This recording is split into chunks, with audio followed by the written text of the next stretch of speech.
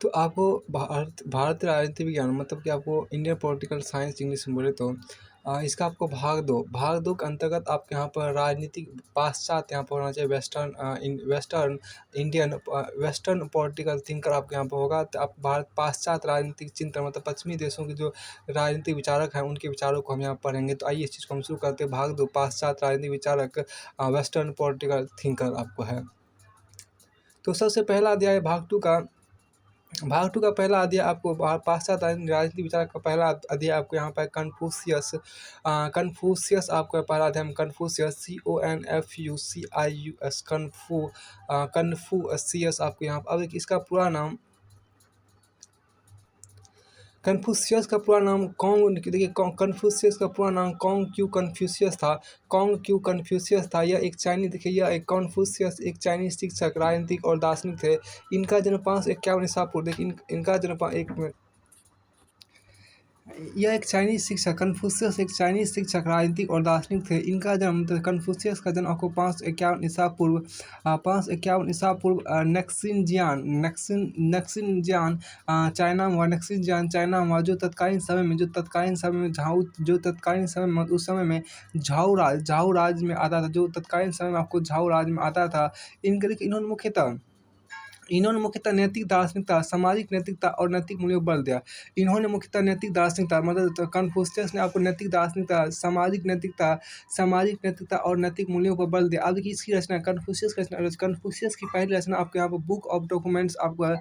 तो book of documents Confucius की पहली रचना। फिर कन्फ्यूशियस की दूसरी रचना आपको बुक ऑफ राइट्स है RITES राइट्स है। और कन्फ्यूशियस का तीसरी रचना कन्फ्यूशियस सेज है। और आपको कन्फ्यूशियस की चौथी रचना आपके यहाँ पर क्लासिक ऑफ पोएट्री। देखिए सामाजिक विचार देखिए कन्फ्यूशियस के विचारों को कन्फ्यूशियसवाद कहा जाता है। कन्फ्यूशियस के विचारों को कन्फ्यूशियसवाद कहा जाता है। इनके विचारों में हेगेल की झलक मिलती है। इनके विचारों में मतलब कन्फ्यूशियस के विचारों में हेगेल की झलक मिलती है। कन्फ्यूशियस का जीवन एक धर्म गुरु जैसा रहा। कन्फ्यूशियस का जीवन एक धर्म गुरु जैसा रहा जो हमें सुकरात की याद दिलाता है। कन्फ्यूशियस ने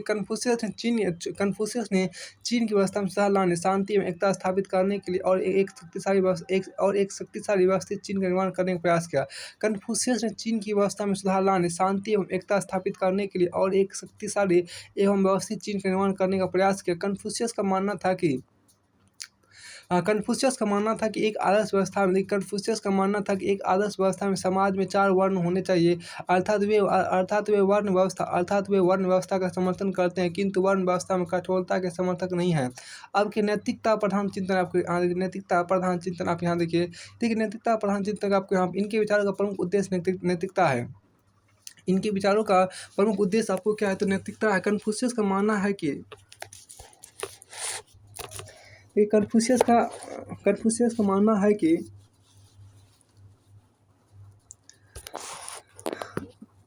इनके विचारों का प्रमुख उद्देश्य नैतिकता है। कन्फ्यूशियस का मानना है कि शिक्षा सबके लिए समान होनी चाहिए। कन्फ्यूशियस का मानना है कि शिक्षा सबके लिए समान होनी चाहिए। यहाँ कन्फ्यूशियस के विचार अरस्तु के विचारों के निकट प्रतीत होते हैं। कन्फ्यूशियस का मानना है कि शिक्षा सबको प्राप्त होनी चाहिए किंतु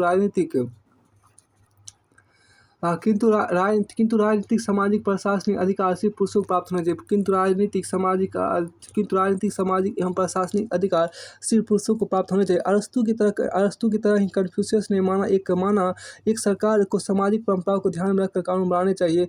मानव एक नैतिक प्राणी है।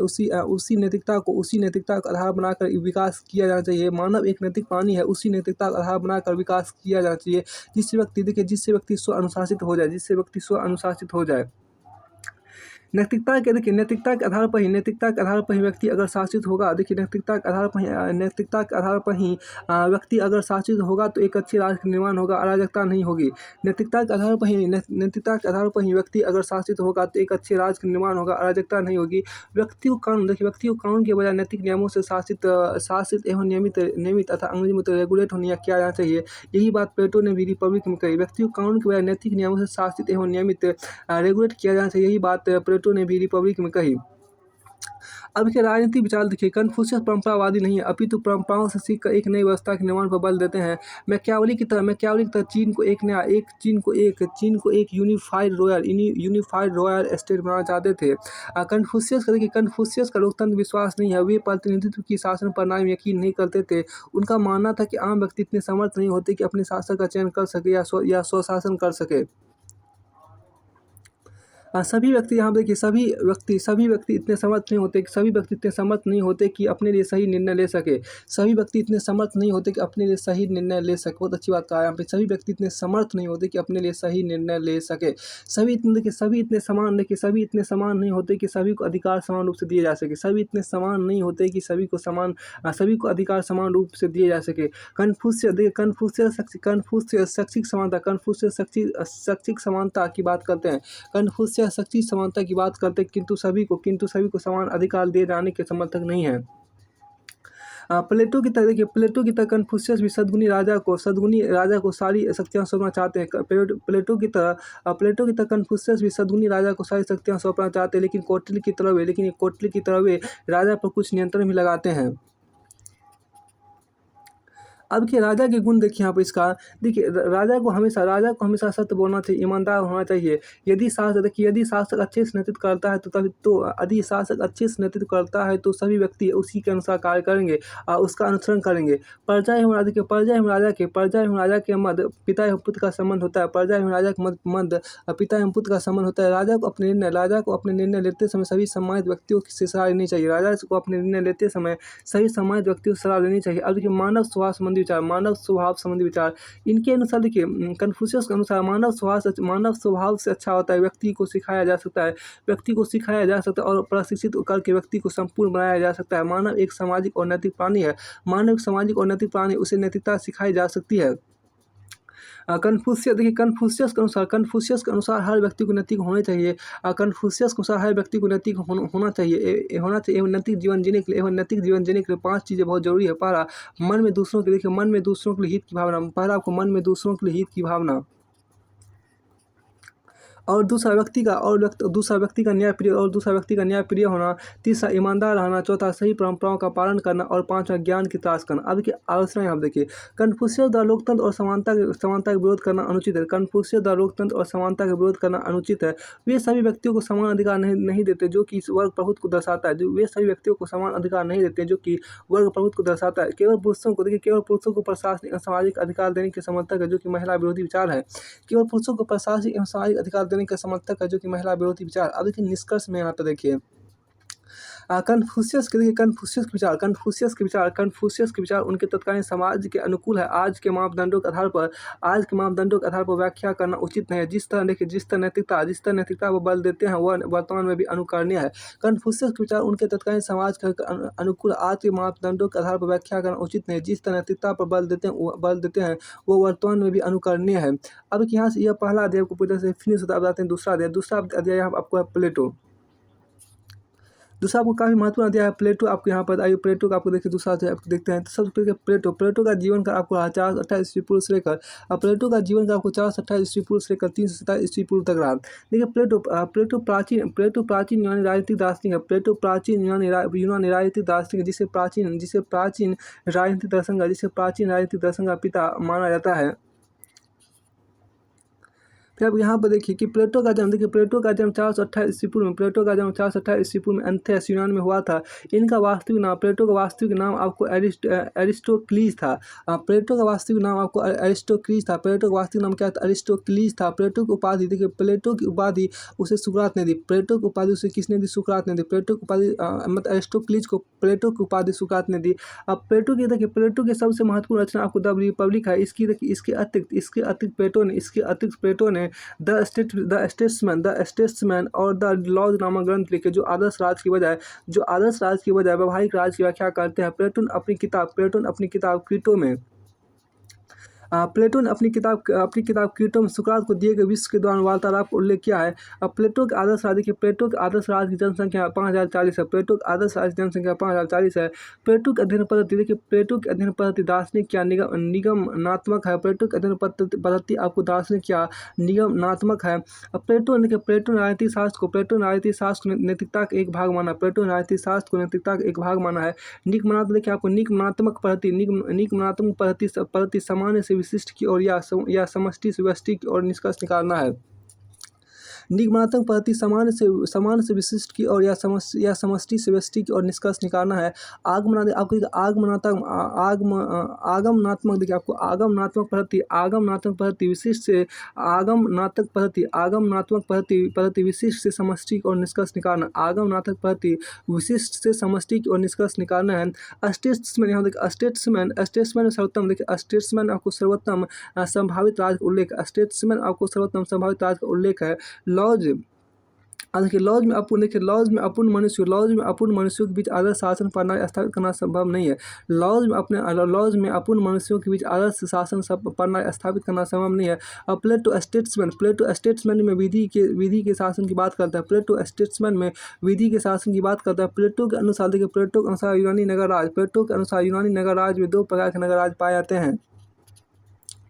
अब प्लेटो की रचनाएं आप देखिए, प्लेटो के सभी ग्रंथ संवाद शैली में लिखे गए हैं। प्लेटो के सभी ग्रंथ संवाद शैली में लिखे गए हैं। आपको प्लेटो ग्रंथ देखिए पढ़ा आपको द रिपब्लिक, देखिए प्लेटो की पहला रचना आपको यहाँ पर होगा प्लेटो की रचना द रिपब्लिक, दूसरा आपको द लॉज, तीसरा आपको द सिम्पोसियम आपको प्लेटो की तीसरा रचना आपको द सिम्पोसियम है। प्लेटो का चौथा रचना आपको द सुक्राटिक, देखिए सुक्राटिक डायलॉग आपको मतलब सुक्राटिक डायलॉग है।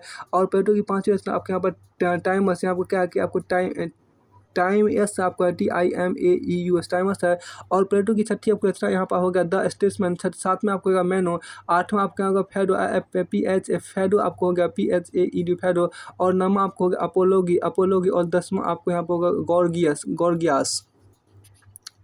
अब आगे आप देखिए प्लेटो की चिंतन पद्धति आप देखिए, प्लेटो की चिंतन पद्धति आप देखिए, प्लेटो ने अपनी अध्ययन पद्धति में द्वंद्वात्मक पद्धति, द्वंद्वात्मक पद्धति, विश्लेषणात्मक पद्धति एवं निगमनात्मक पद्धति के साथ कुछ अंशों में ऐतिहासिक पद्धति का भी प्रयोग किया है। अब प्लेटो ने एकेडमी नामक शैक्षणिक संस्था की स्थापना 366 ईस्वी पूर्व में की। प्लेटो ने एकेडमी नामक शैक्षणिक संस्था की स्थापना 366 ईस्वी पूर्व में की, जिसे यूरोप का प्रथम विश्वविद्यालय होने का गौरव प्राप्त है। एकेडमी में देखिए, एकेडमी में प्रवेश के गणित का ज्ञान होना आवश्यक था। तो एकेडमी में प्रवेश के लिए आपको गणित का ज्ञान होना आवश्यक था। प्लेटो जो था वो सुकरात का शिष्य था। वह सुकरात के इस विचार से अत्यधिक प्रभावित था कि सद्गुण ही ज्ञान है। कि सद्गुण ही ज्ञान है। प्लेटो के अनुसार आपको विचार आइडिया ही समुचे संसार का मूल तत्व है। प्लेटो के अनुसार आप देखिए क्या, प्लेटो के अनुसार विचार आइडिया इन समुचे संसार का मूल तत्व एवं भौतिक दुनिया, देखिए एवं भौतिक दुनिया विचारों की छाया मात्र, इसलिए यह यथार्थ विश्व विचारों की परछाई है। अब उनके अनुसार विश्व के दो प्रकार हैं। पहला विचारों की दुनिया, दूसरा आपको भौतिक एवं वास्तविक दुनिया आपको है। अब के तत्कालीन यूनानी युग में सत्य के संबंध में 2 प्रकार के विचार परिचित थे। देखिए तत्कालीन यूनानी युग में सत्य के संबंध में 2 प्रकार के विचार परिचित थे। पहला कोई हेराक्लिटस, देखिए हेराक्लिटस के अनुसार यह विश्व निरंतर और परिवर्तनशील है। हेराक्लिटस के अनुसार यह विश्व निरंतर परिवर्तनशील है। दूसरा देखिए आपको पैरामिडिस के अनुसार सत्य सदैव अस्थायी और अपरिवर्तनशील होता है। पैरामिडिस के अनुसार सत्य सदैव अस्थायी और अपरिवर्तनशील होता है। आगे आपके यहाँ का प्लेटो ने उपर्युक्त दोनों विचारों के साथ बीच सामंजस्य कर दिया। प्लेटो ने देखिए प्लेटो ने उपरोक्त दोनों विचारों के बीच सामंजस्य कर दिया। उनके अनुसार सत्य अस्थायी होता है, परंतु उसकी परछाई सदैव परिवर्तित होती रहती है।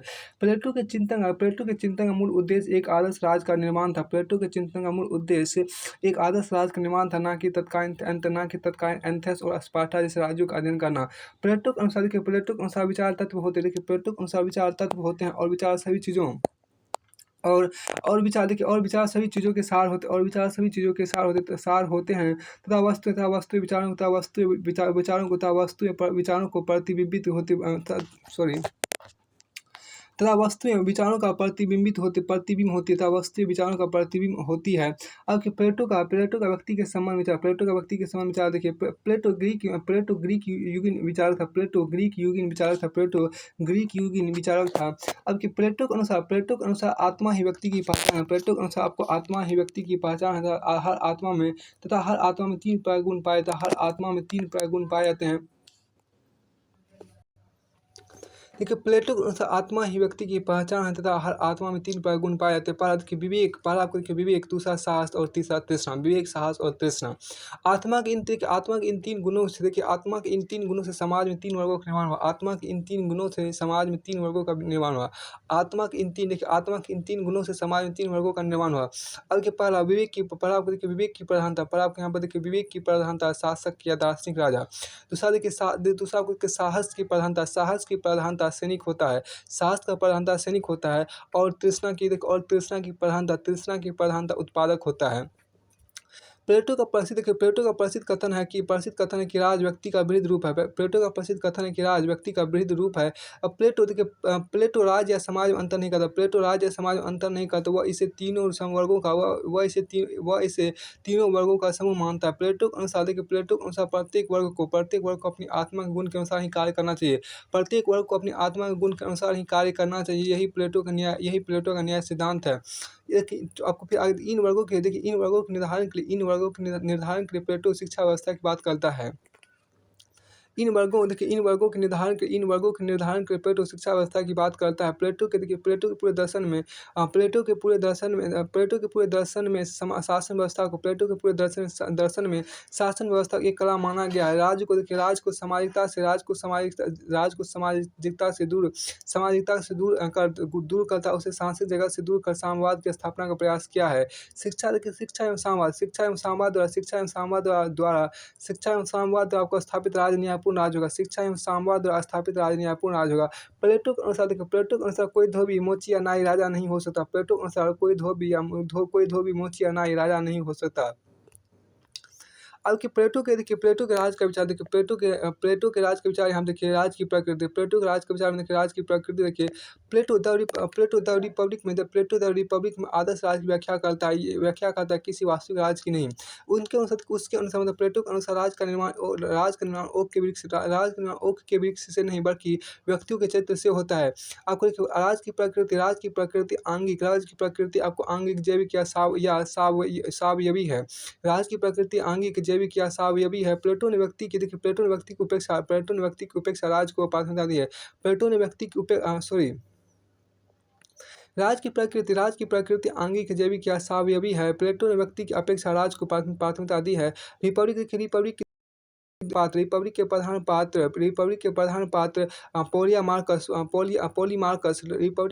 पात्र पॉलीमार्कस, एंडीमेंटस और ग्लूकोन है। राज की उत्पत्ति देखिए। राज एक प्राकृतिक संस्था, यह स्वाभाविक संस्था है। और प्लेटो के अनुसार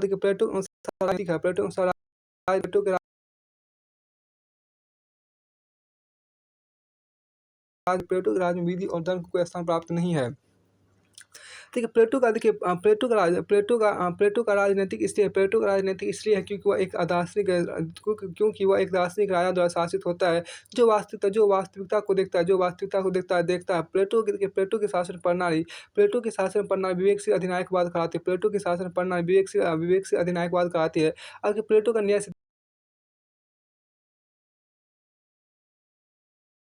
प्लेटो के अनुसार प्रत्येक व्यक्ति को अपना हक अपना हक प्लेटो के अनुसार प्रत्येक व्यक्ति को अपना अपना हक दिलाना ही न्याय दिलाना ही न्याय है।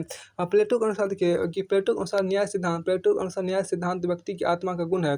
प्लेटो प्रथमतः तत्कालीन यूनानी समाज में परिचित न्याय सिद्धांत का खंडन करता है, जिसका प्रतिपादन सोफिस्ट पॉलीमार्कस थ्रेसिमैक्स ग्लूकोन ने किया था। प्लेटो प्रथम तत्कालीन यूनानी समाज में परिचित न्याय सिद्धांत का खंडन करता है, जिसका प्रतिपादन सोफिस्ट पॉलीमार्कस थ्रेसिमैक्स ग्लूकोन ने किया था। प्लेटो ने संवाद शैली में पब्लिक लिखते हुए न्याय की सोफिस्ट धारणा का पूर्णतः खंडन किया। बार्कर के अनुसार प्लेटो ने व्यक्तिवादी अनुवादी एवं भौतिकवादी न्याय की मान्यता का पूर्णतः खंडन किया। सोफिस्ट विचारक मूलतः भौतिकवादी एवं उपयोगितावादी थे। तो सोफिस्ट विचारक मूलतः भौतिकवादी एवं उपयोगितावादी थे। सोफिस्ट विचारकों में आपको कैफिलोस के अनुसार सत्य बोलना एवं ऋण चुकाना ही न्याय है। सोफिस्ट विचारकों में कैफिलोस के अनुसार सत्य बोलना एवं ऋण चुकाना ही न्याय है। अब प्लेटो इस मान्यता का खंडन किया। प्लेटो इस मान्यता का खंडन किया था। प्लेटो के अनुसार सत्य का पूर्ण ज्ञान परंपरा एवं प्रथाओं से प्राप्त नहीं होता है। लेकिन प्रत्येक परिस्थिति में सत्य बोलना अन्यायपूर्ण नहीं होता। पॉलीमार्कस के अनुसार शत्रु के साथ शत्रुता, मित्र के साथ मित्रता ही न्याय है। प्लेटो के अनुसार न्याय की संकल्पना व्यक्तिवादी चिंतन पर आधारित है। प्लेटो के अनुसार न्याय की संकल्पना व्यक्तिवादी चिंतन पर आधारित है, जिसमें व्यक्ति अपने स्वार्थ के आधार पर कार्य करता है। अब प्लेटो के अनुसार स्वार्थ के आधार पर कार्य करना न्याय नहीं है। प्लेटो के अनुसार स्वार्थ के आधार पर कार्य करना न्याय नहीं है, जबकि अपने नैतिक दायित्व का पालन करना ही न्याय है। देखिए थ्रेसिमैक्स ने न्याय की आमूलवादी धारणा प्रस्तुत करते हुए कहा कि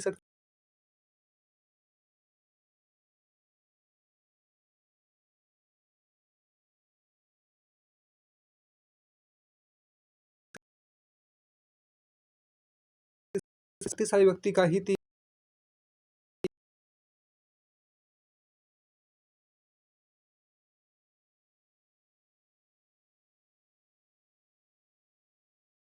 शासकों का स्वार्थ एवं भलाई ही न्याय है। जबकि प्लेटो के अनुसार समूचे समाज की भलाई ही न्याय है। किसी व्यक्ति विशेष एवं वर्ग मात्र की नहीं। अब देखिए प्लेटो के अनुसार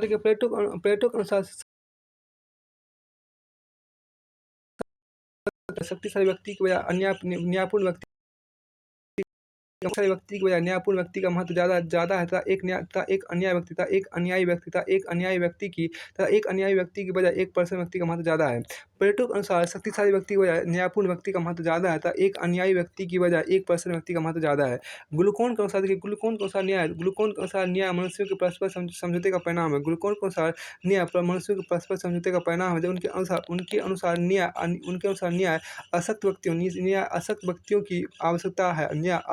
की आवश्यकता है। गुरुकोण की मान्यता हॉब्स के समान प्रतीत होती है। प्लेटो ने इस मान्यता का भी खंडन करते हुए कहा कि न्याय बाह्य नहीं बल्कि आंतरिक होता है। यह कृत्रिम रूप में निर्मित नहीं हो सकता। जबकि यह मानव आत्मा की शर्त है, जिसका निर्माण शिक्षा के द्वारा ही संभव है। अब न्याय के दो पहलू प्लेटो के अनुसार व्यक्तिगत स्तर पर, व्यक्तिगत स्तर पर, दूसरा आपको सामाजिक स्तर पर। व्यक्तिगत स्तर पर आत्मा के तीन गुणों में सामंजस्य न्याय है। साहस, वासना एवं विवेक द्वारा निर्देशित होते हैं। अब देखिए सामाजिक स्तर पर न्याय सामाजिक स्तर पर न्याय देखिए समाज के तीन वर्गों द्वारा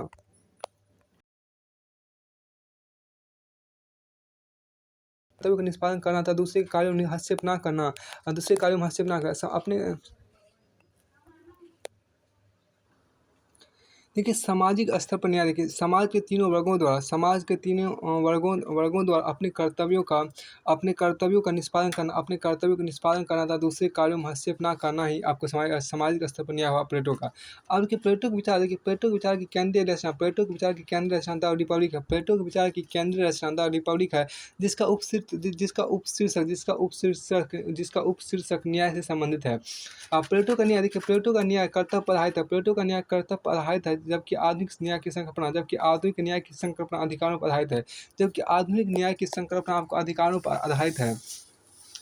अब क्या हुआ प्लेटो के, देखिए प्लेटो के न्याय का उद्देश्य समाज के तीन वर्गों में सामंजस्य स्थापित करना। प्लेटो के न्याय का उद्देश्य समाज के तीन वर्गों में सामंजस्य स्थापित करना है। जबकि आधुनिक न्याय व्यक्ति के अधिकारों की रक्षा पर आधारित है। जबकि आधुनिक न्याय व्यक्ति के अधिकारों की रक्षा पर आधारित है। प्लेटो का न्याय, देखिए प्लेटो का न्याय नैतिकता से, प्लेटो का न्याय आपको न्याय नैतिकता से परिचालित है। प्लेटो का न्याय नैतिकता से परिचालित है। जबकि आधुनिक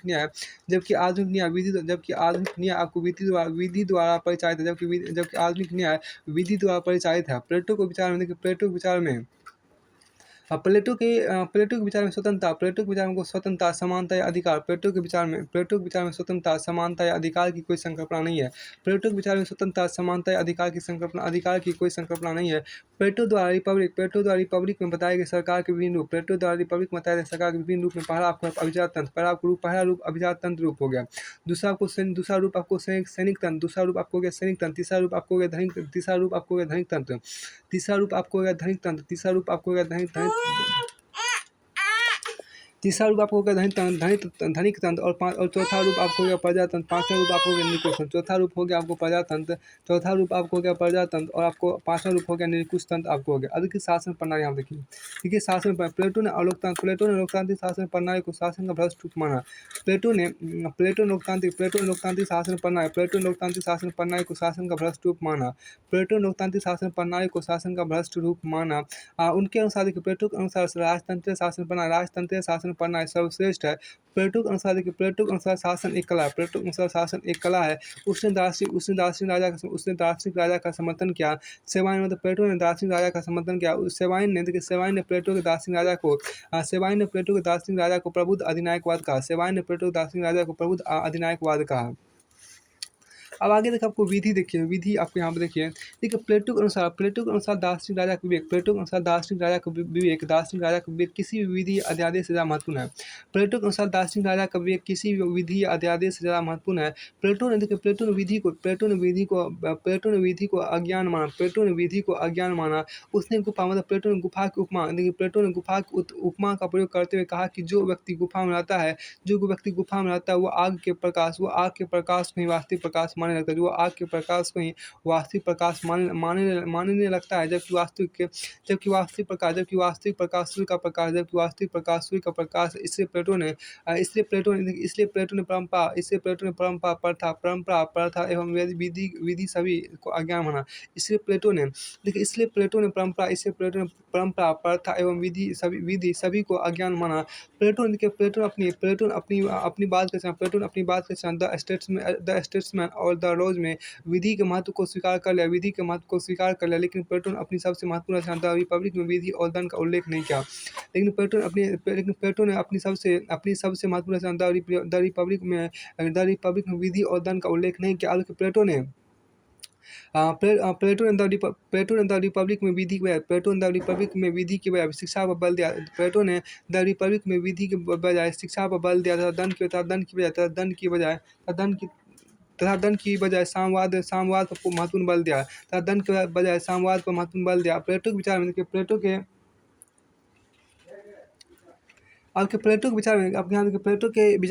विचार में राज्य एवं समाज में कोई अंतर है। प्लेटो के विचार में राज्य एवं समाज में कोई अंतर नहीं किया गया। इससे प्लेटो के विचार में संप्रभुता का विचार नहीं है। अब देखिए शिक्षा का सिद्धांत देखिए, यहाँ पर शिक्षा का सिद्धांत देखिए बार्कर के अनुसार। बारकर के अनुसार देखिए आपको क्या शिक्षा का सिद्धांत देखिए क्या बारकर के अनुसार देखिए बारकर के अनुसार शिक्षा का देखिए बारकर के अनुसार प्लेटो की शिक्षा प्रणाली बारकर के अनुसार प्लेटो की शिक्षा प्रणाली उसके न्याय सिद्धांत का तार्किक परिणाम है। बारकर के अनुसार प्लेटो की शिक्षा प्रणाली उसके न्याय सिद्धांत का तार्किक परिणाम है। रूसो ने देखिए रूसो ने द रिपब्लिक देखिए रूसो ने द रिपब्लिक को शिक्षा पर लिखा गया सर्वश्रेष्ठ ग्रंथ माना। रूसो ने द रिपब्लिक को शिक्षा पर रूसो ने द रिपब्लिक को शिक्षा पर लिखा गया सर्वश्रेष्ठ ग्रंथ माना। बारकर के अनुसार देखिए बारकर के अनुसार द रिपब्लिक मानव जीवन के संपूर्ण दर्शन के विवेचन का प्रयास है। बारकर के अनुसार द रिपब्लिक जो है बारकर के अनुसार द रिपब्लिक मानव जीवन के संपूर्ण दर्शन के विवेचन का प्रयास है। यह केवल शिक्षा मनोविज्ञान या दर्शन पर यह केवल शिक्षा मनोविज्ञान या दर्शन पर रचना नहीं है। यह केवल शिक्षा मनोविज्ञान या दर्शन पर रचना नहीं है। प्लेटो ने शिक्षा का उद्देश्य बताते हुए कहा कि प्लेटो ने शिक्षा का उद्देश्य बताते हुए कहा कि अज्ञान से ज्ञान तथा अंधकार से प्रकाश को यात्रा ही शिक्षा है। प्लेटो ने शिक्षा का उद्देश्य बताते हुए कहा कि अज्ञान से ज्ञान तथा अंधकार से प्रकाश और यात्रा ही शिक्षा है। शिक्षा का उद्देश्य देखिए शिक्षा का उद्देश्य आपको विचार एवं आत्मा का ज्ञान प्राप्त करना है। शिक्षा का उद्देश्य आपको विचार एवं आत्मा का ज्ञान प्राप्त करना है। अब किसी शिक्षा का चयन आपको प्लेटो के अनुसार देखिए शिक्षा का चयन प्राथमिक शिक्षा में देखिए प्राथमिक शिक्षा में जो 10 वर्षों से 20 वर्षों तक होगी इस तरह प्राथमिक शिक्षा में जो 10 वर्षों से 20 वर्षों तक होगी इसमें संगीत एवं व्यायाम शिक्षा की विषय वस्तु तथा इसमें संगीत एवं व्यायाम शिक्षा की विषय वस्तु होंगे। अब द्वितीय चरण की शिक्षा देखिए द्वितीय चरण की शिक्षा आपके यहाँ पर द्वितीय चरण की शिक्षा में आपके यहाँ पर द्वितीय चरण की शिक्षा 20 से 30 वर्ष के बीच होगी जिसमें गणित ज्योतिष तथा ज्यामितीय शिक्षा की शिक्षा दी जाएगी। अब आपको देखिए शिक्षा का तृतीय चरण आपको 30 से 35 वर्ष का होगा 30 से 35 वर्ष का होगा जिसमें दर्शन शास्त्र की शिक्षा दी जाएगी। अब के प्राथमिक से आपको देखिए इसमें 3 चरण दिए गए जिसमें प्राथमिक चरण आपको जो 10 वर्ष से 20 वर्ष तक की होगी था इसमें संगीत एवं व्यायाम शिक्षा की विषय वस्तु होंगे। द्वितीय चरण की शिक्षा देखिए द्वितीय चरण की शिक्षा आपको 20 से 30 वर्ष की बीच होगी 20 से 30 वर्ष के बीच होगी जिसमें गणित ज्योतिष तथा ज्यामिति की शिक्षा दी जाएगी। आपको फिर शिक्षा का तृतीय चरण 30 से 35 वर्ष का होगा जिसमें दर्शन शास्त्र की शिक्षा दी जाएगी। अब आपको आगे देखिए आपको कार्य का विभाजन देखिए कार्य का विभाजन एवं विशेषीकरण देखिए जो शिक्षा के प्रथम चरण में असफल होगा उसे उत्पादन का कार्य सौंपा जाएगा। जो शिक्षा के द्वितीय चरण में असफल होगा उसे सैनिकों का कार्य सौंपा जाएगा। जो शिक्षा के सभी चरण में सफल होगा वह दार्शनिक राजा होगा।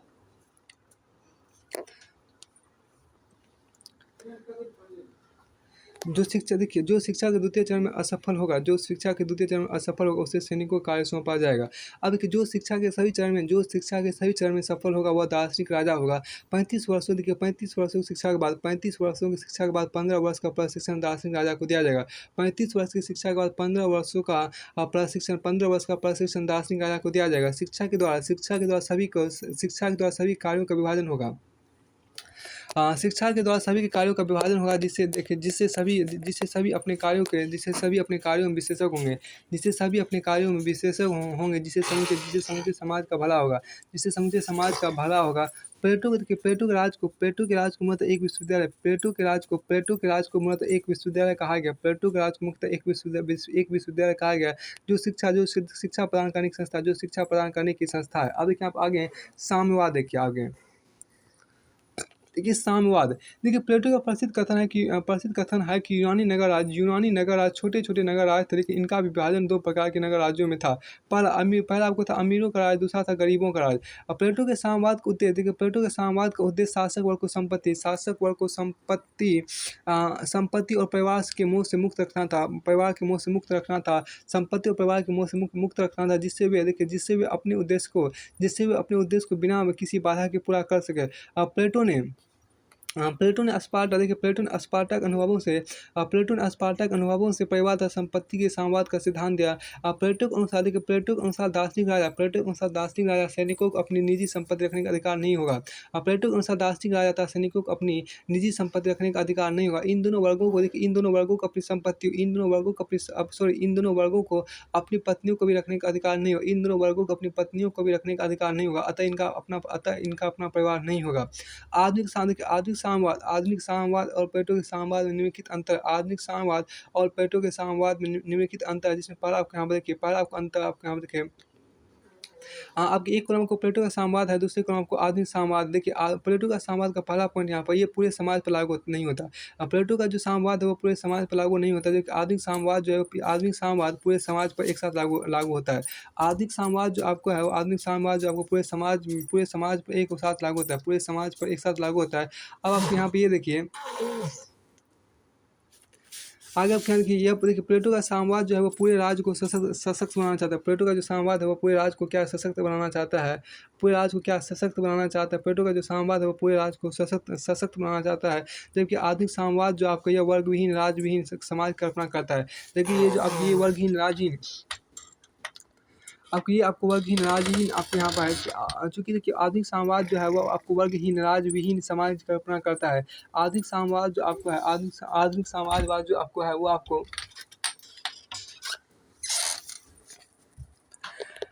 आधुनिक साम्यवाद आपको साम्यवाद आपको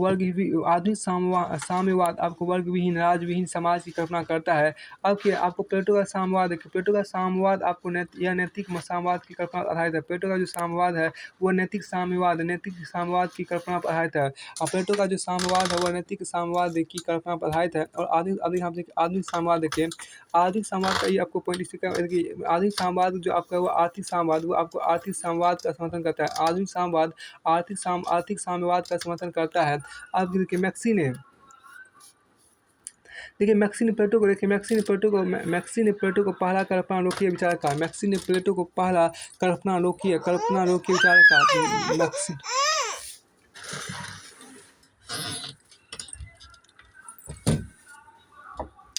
मैक्सी ने प्लेटो को पहला कल्पनालोकीय विचारक कहा। प्लेटो सबसे पहला व्यवस्थित राजनीतिक सिद्धांतकार है। प्लेटो सबसे पहला व्यवस्थित राजनीतिक सिद्धांतकार है। अब देखिए प्लेटो की आलोचना, हम देखिए प्लेटो की आलोचना देखिए, कार्ल पॉपर अपने रचना the open society and its enemies 1945 में प्लेटो को मुक्त समाज का शत्रु कहा।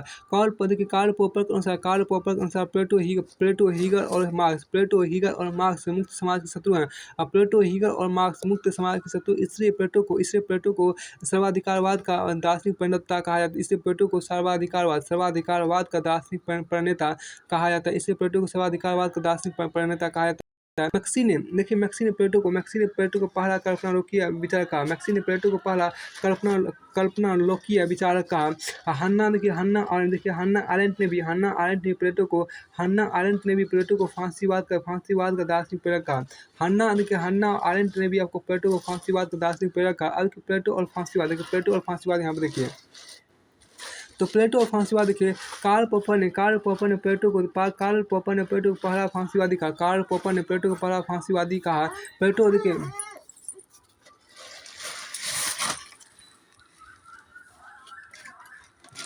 कार्ल पॉपर ने प्लेटो को पहला फांसीवादी कहा। प्लेटो देखिए यहाँ पर प्लेटो और फांसीवाद देखिए, प्लेटो और फांसीवाद में कई समानताएं और असमानताएं। प्लेटो और फांसीवाद में कई समानताएं और असमानताएं। अब की समानताएं देखिए, प्लेटो और फांसीवाद दोनों,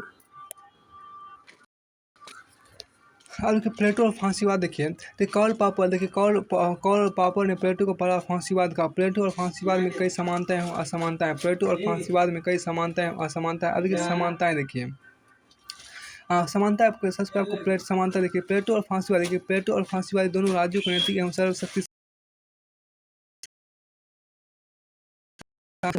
एवं सर्वशक्तिमान राज्य को संस्था मानते हैं। दोनों का यह मानना है, अब क्या देखिए, दोनों का यह मानना है कि राज्य व्यक्ति की सबसे बेहतर भलाई कर सकता है। दोनों का मतलब प्लेटो और फांसीवाद दोनों का मानना है कि राज्य व्यक्ति की सबसे बेहतर भलाई कर सकता है। अब कि फांसीवादी राज में विधि पर देखिए, फांसीवादी राज में विधि और संविधान पर कोई प्रतिबंध नहीं है। प्लेटो ने भी स्पष्ट कहा है कि दार्शनिक राजा का विवेक किसी भी विवेक के अध्यादेश से महत्वपूर्ण होता है। दार्शनिक राजा का विवेक किसी भी विवेक के अध्यादेश से महत्वपूर्ण होता है। दार्शनिक राजा का विवेक किसी भी विवेक या अध्यादेश से महत्वपूर्ण होता है। फिर आपको यहाँ पर है, आपके प्लेटो अभी देखिए प्लेटो में फांसी देखिए प्लेटो में फांसीवादी विचारधारा प्लेटो में फांसीवादी विचारधारा लोकतंत्र का घोर विरोध करते हैं। और प्लेटो में फांसीवादी विचारधारा लोकतंत्र का घोर विरोध करते हैं। प्लेटो के विचार में देखिए प्लेटो के विचार में स्वतंत्रता अधिकार एवं समानता की संकल्पना विद्वान नहीं। प्लेटो के विचार में स्वतंत्रता अधिकार एवं समानता की संकल्पना विद्वान नहीं है। फांसीवादी भी देखिए फांसीवादी भी यही मानते हैं। फांसीवादी भी यही मानते हैं। प्लेटो के आदर्श राज में शिक्षा एवं साहित्य पर नियंत्रण किया जाएगा। प्लेटो के आदर्श राज में शिक्षा एवं साहित्य पर नियंत्रण किया जाएगा। फांसीवादी राज में देखिए फांसीवादी राज भी नियंत्रण करते हैं। फांसीवादी राज भी नियंत्रण करते हैं। अब असमानता यहाँ पर देखिए आज देखिए प्लेटो और फांसीवाद की असमानता देखिए। प्लेटो के अनुसार देखिए प्लेटो के अनुसार विवेक व्यक्ति का सबसे महत्वपूर्ण गुण है। विवेक व्यक्ति का सबसे महत्वपूर्ण गुण है। विवेकशील देखिए विवेकशील व्यक्ति ही राजा हो सकता है। विवेकशील व्यक्ति ही राजा हो सकता है। जबकि फांसीवादी व्यक्ति को भावुक प्राणी मानते हैं। जबकि फांसीवादी व्यक्ति को भावुक प्राणी मानते हैं। अब एक दूसरा आपके देखिए दार्शनिक राजा का शासन देखिए दार्शनिक राजा का शासन विवेक सत्य और न्याय पर आधारित है। जबकि फांसीवाद में शासन धूर्तता फरेब और चालाकी के द्वारा किया जाता है। आगे प्लेटो के विचार में स्वतंत्रता एवं समानता अंतर्निहित है। प्लेटो के विचार में स्वतंत्रता एवं समानता अंतर्निहित है। जबकि फांसीवादी विचारक स्वतंत्रता एवं समानता को बिल्कुल नहीं मानते। जबकि फांसीवादी विचारक स्वतंत्रता एवं समानता को बिल्कुल नहीं मानते हैं। अब देखिए प्लेटो ने महिलाओं को भी सरकार वर्ग में शामिल किया। प्लेटो ने महिलाओं को भी सरकार या वर्ग में शामिल किया। जबकि फांसीवादी महिलाओं को बच्चा पैदा करने की मशीन मानते हैं। जबकि फांसीवादी महिलाओं को बच्चा पैदा करने की मशीन मानते हैं। अब प्लेटो के विचारों में उग्र राष्ट्रीयता बिल्कुल नहीं है। प्लेटो के विचारों में उग्र राष्ट्रीयता बिल्कुल नहीं है। जबकि फांसीवादी उग्र राष्ट्रीयता के घोर समर्थक हैं। अब प्लेटो एक आदर्श राज देखिए प्लेटो के विचारों में उग्र राष्ट्रीयता बिल्कुल नहीं है। जबकि उग्र राष्ट्रीयता बिल्कुल नहीं। प्लेटो के विचारों में उग्र राष्ट्रीयता बिल्कुल नहीं। जबकि फांसीवादी उग्र राष्ट्रीयता के घोर समर्थक हैं। प्लेटो ने एक आदर्श राज्य की कल्पना की। प्लेटो ने एक आदर्श राज्य की कल्पना की था। उसका सैद्धांतिक विश्लेषण किया। जबकि फांसीवादी मूलतः एक अवसरवादी विचारधारा। अब इसका निष्कर्ष देखिए क्या है। देखिए निष्कर्ष में आपको पहला यहाँ पर है क्या कि निष्कर्ष देखिए प्लेटो की फांसीवाद से समानता आपवादिक है। प्लेटो की फांसीवाद से समानता देखिए जो समानता है प्लेटो की फांसीवाद से समानताएं आपवादिक है। प्लेटो का दर्शन आपको सत्य विवेक न्याय एवं सौंदर्य का पर्याय है। प्लेटो का दर्शन आपको सत्य विवेक न्याय एवं सौंदर्य का पर्याय है। जबकि फांसीवादी विचारधारा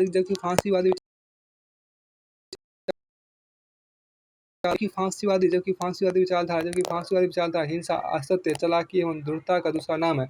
अतः प्लेटो और फांसीवाद दोनों विपरीत हैं। दोनों में कोई समानता नहीं है। अतः प्लेटो और फांसीवाद दोनों विपरीत हैं। दोनों में कोई समानता नहीं है। अब आपको आगे प्लेटो के संबंध में लिखी गई श्रेष्ठ रचना अनेस्ट बार्कर ने प्लेटो के संबंध में लिखी गई श्रेष्ठ रचना आपके यहाँ पर है। अनेस्ट बार्कर ने ग्रीक लिखा राजनीतिक सिद्धांत प्लेटो एवं उसके पूर्ववर्ती। अर्नेस्ट बार्कर ने आपको ग्रीक लिखा राजनीतिक सिद्धांत प्लेटो एवं उसके पूर्ववर्ती का लिखा है। अब अर्नेस्ट बार्कर नहीं आपको प्लेटो एवं अरस्तू के राजनीतिक विचार लिखा है। अर्नेस्ट बार्कर नहीं प्लेटो एवं अरस्तू के राजनीतिक विचार लिखे हैं। और बर्नार्ड बोसांके ने एक कंपेनियन टू प्लेटोज रिपब्लिक 1855 लिखा है। और बर्नार्ड बोसांके ने आपको 1895 में एक कंपेनियन टू प्लेटोज रिपब्लिक लिखा है। और आर एल नेटरशिप ने लेक्चर्स ऑन द रिपब्लिक 1922 में लिखा है। में लिखा है। फिर आपको आगे यहाँ पर है देखिए प्लेटो के बाद आपका अध्याय तीसरा आपको यहाँ पर अरस्तु का आपको अध्याय तीसरा आपको अरस्तु जिसको अंग्रेजी में अरिस्टोटल बोलते हैं ARISTOTLE अरिस्टोटल आपके यहाँ पर देखिए अध्याय तीसरा आपका अरस्तु के बारे में। हम इसको शुरू कर देखिए अरस्तु का जीवन का आपको 384 ईस्वी पूर्व से लेकर 322 ईस्वी पूर्व तक रहा। अरस्तु का जीवन का आपको 384 ईस्वी पूर्व से लेकर 322 ईस्वी पूर्व तक रहा। अरस्तु का जन्म देखिए आपको 384 ईस्वी पूर्व में थ्रेस स्थित है। अरस्तु का जन्म आपको 384 ईस्वी पूर्व में आपको थ्रेस स्थित है एस्टाग्रिस नामक जगह पर हुआ था जो यूनानी उपनिवेश था। अरस्तु महान प्राचीन यूनानी राजनीति दार्शनिक प्लेटो का शिष्य और विश्व विजय की महत्वाकांक्षा रखने वाला सिकंदर का गुरु था। अरस्तु जो था, देखिए अरस्तु महान प्राचीन यूनानी देखिए अरस्तु महान प्राचीन यूनानी राजनीतिक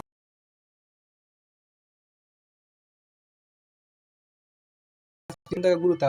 अरस्तु देखिए अरस्तु तथा उन्होंने पॉलिटिक्स अरस्तु राजनीति विज्ञान को मास्टर साइंस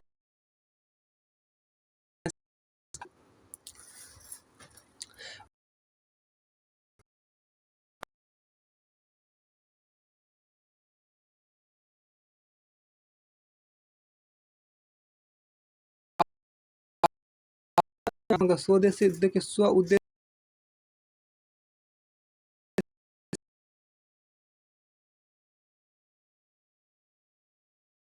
विश्लेषणात्मक आदि पद्धतियों का प्रयोग किया गया। अब प्लेटो अरस्तु रूसो देखिए अरस्तु रूसो हीगेल इत्यादि आदर्शवादी विचारक हैं। देखिए आदर्शवादी विचारक हैं, वे विचारक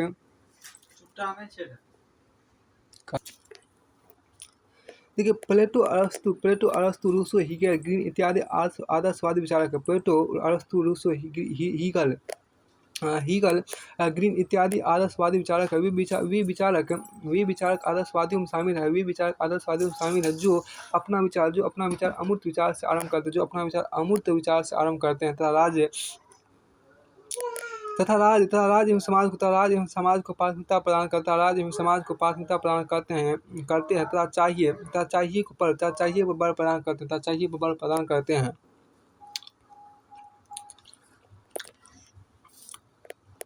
अब देखिए अरस्तु एथेंस से देखिए अरस्तु एथेंस से कालचिस से भाग गया था। अरस्तु एथेंस से कालचिस भाग गया था ताकि एथेंस वासी दर्शन शास्त्र के विरुद्ध दूसरा अपराध ना कर सके।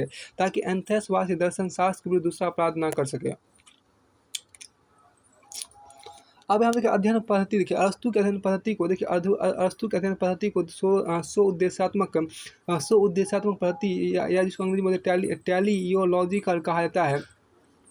अरस्तु के अनुसार किसी वस्तु का उद्देश्य पूर्व निर्धारित होती है। स्व उद्देश्यात्मक पद्धति में संपूर्ण कल्पना पहले की जाती है।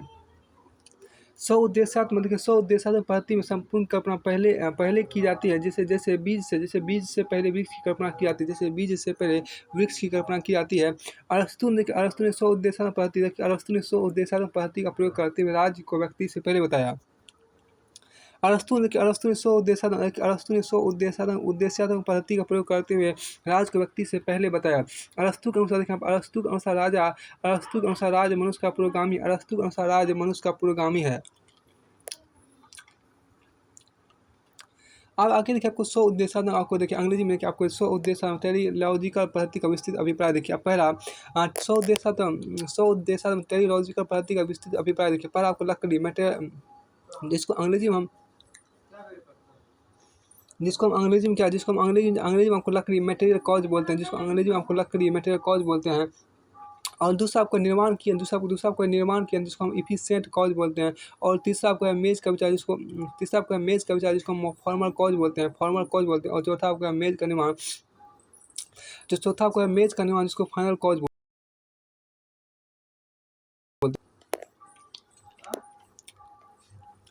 आपको आगे देखिए स्वर्णिम देखिए आगे आप यहाँ पर स्वर्णिम मध्य मार्ग देखिए। स्वर्णिम मध्य मार्ग का सिद्धांत देखिए।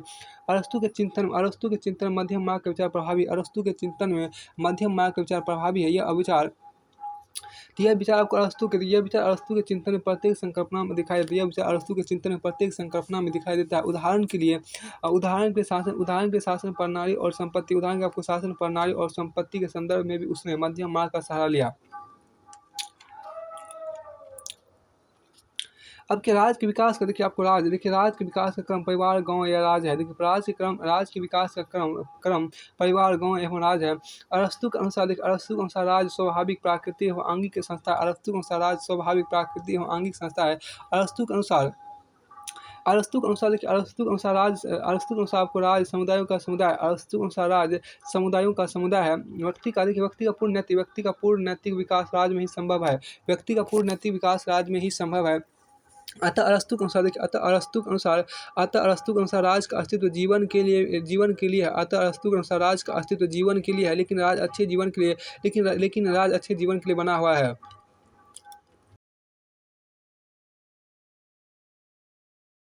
अनुसार जो व्यक्ति राज में नहीं रहता अरस्तु के अनुसार जो व्यक्ति राज में नहीं रहता या तो वह पशु है या देवता है।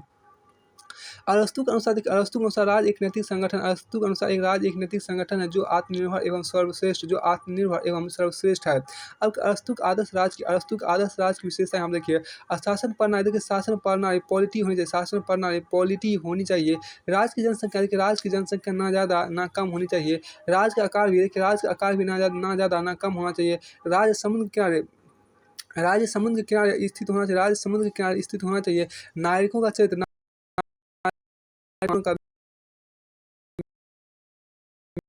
होना चाहिए।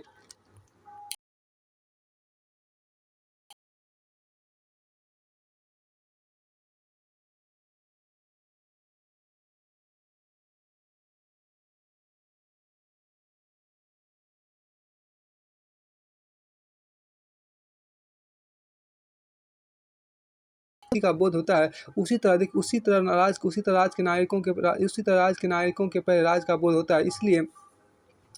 इससे अरस्तु कहते हैं कि राज व्यक्ति का पुरोगामी है। राज एक स्वाभाविक अथवा प्राकृतिक संस्था है। अब यहाँ देखिए प्लेटो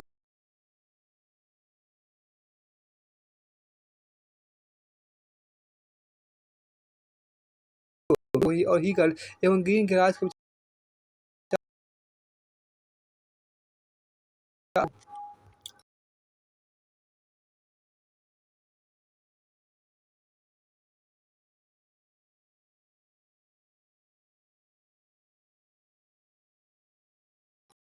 प्रबंध का अध्ययन कहा। उनके अनुसार जीव विज्ञान बायोलॉजी में भी भौतिक शरीर का ही अध्ययन किया जाता है। उनके अनुसार जीव विज्ञान में भी भौतिक शरीर का अध्ययन किया जाता है और जीवन का सर्वोच्च उद्देश्य नैतिक और सद्गुणी जीवन यापन है। देखिए अरस्तु ने व्यक्ति के जीवन के निजी या पारिवारिक भाग को भौतिक एवं आर्थिक आवश्यकताओं की पूर्ति के लिए माना। अरस्तु ने व्यक्ति के जीवन के निजी या पारिवारिक भाग को भौतिक और आर्थिक आवश्यकताओं की पूर्ति के लिए माना।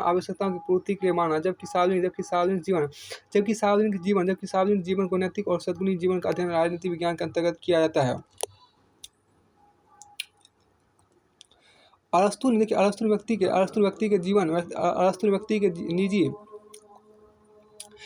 ने व्यक्ति के जीवन के निजी या पारिवारिक भाग को भौतिक और आर्थिक आवश्यकताओं की पूर्ति के लिए माना। जबकि सार्वजनिक जीवन को नैतिक और सद्गुणी जीवन का अध्ययन राजनीति विज्ञान के अंतर्गत किया जाता है। इसलिए उसने इसे सर्वोच्च विज्ञान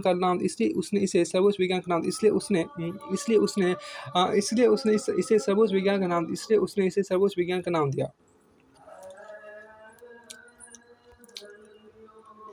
अब देखिए अरस्तु के अनुसार राजनीतिक परिभाषा देखिए। अरस्तु के अनुसार मानवीय जीवन के दो पक्ष होते हैं और आर्थिक और व्यक्तिगत पक्ष। देखिए आर्थिक और व्यक्तिगत पक्ष से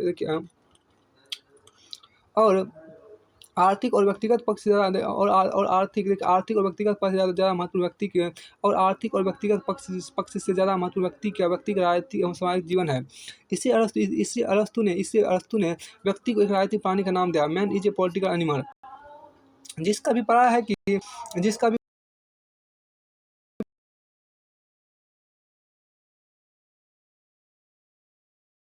गतिविधियों में शामिल होना व्यक्ति के जीवन का सबसे बड़ा लक्ष्य है।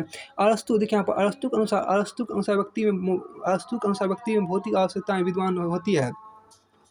अरस्तु के अनुसार आपको व्यक्ति में भौतिक आवश्यकताएं विद्यमान होती है जो पशुओं से मिलती है।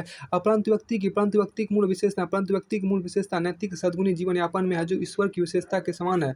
इसलिए राजनीतिक गतिविधि में भाग लेने का मूल उद्देश्य समुदाय का कल्याण है। न कि व्यक्तिगत स्वार्थ और हितों को पूर्ण करना। देखिए यह विचार अरस्तु पर प्लेटो के विचारों यह विचार अरस्तु पर प्लेटो के विचारों का स्वाभाविक परिणाम है। यह विचार अरस्तु पर प्लेटो के विचारों का स्वाभाविक परिणाम है। अब देखिए परिवार का विचार देखिए यहाँ पर। देखिए परिवार का विचार देखिए अरस्तु ने परिवार को महत्व प्रदान किया। परिवार में अरस्तु ने पति पत्नी बच्चे एवं दासों को शामिल किया। अरस्तु के अनुसार परिवार एक स्वाभाविक संस्था है। अरस्तु के अनुसार परिवार में पति पत्नी बच्चे एवं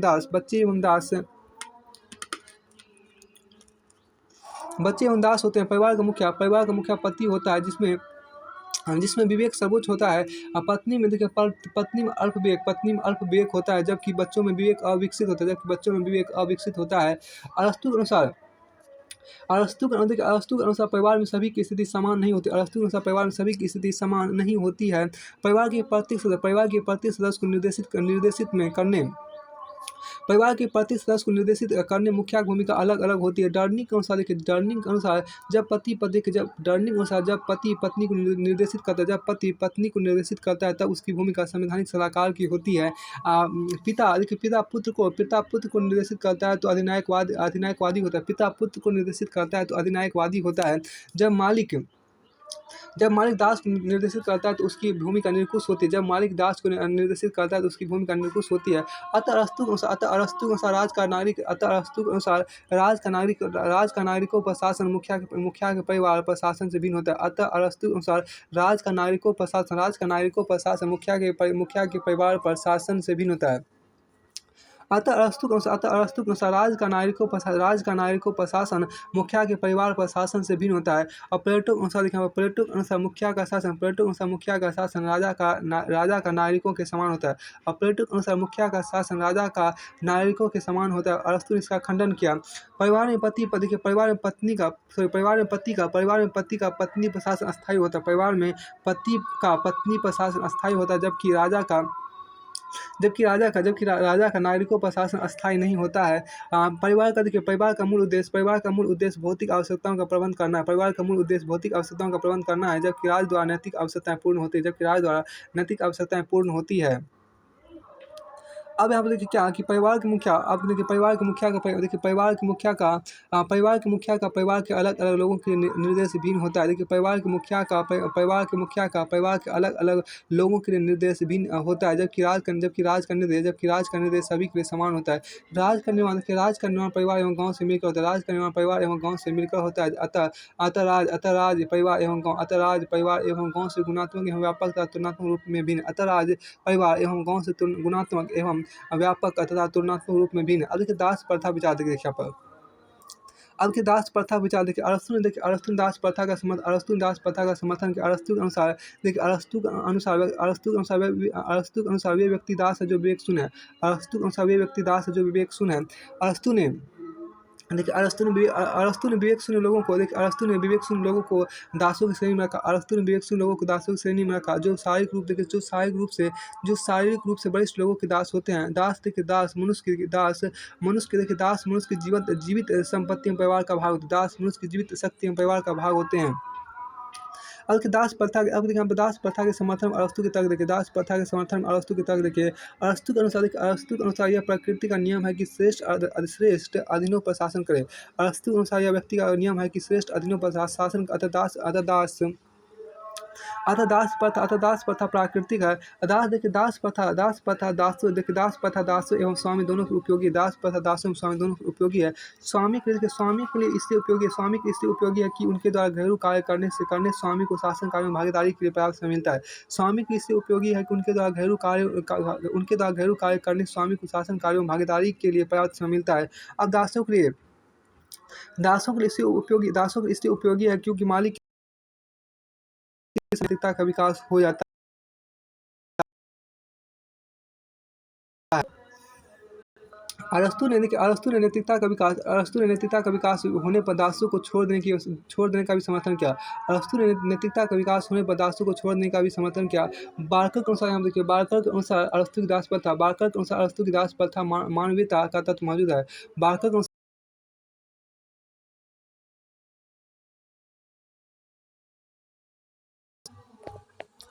अब यहाँ पर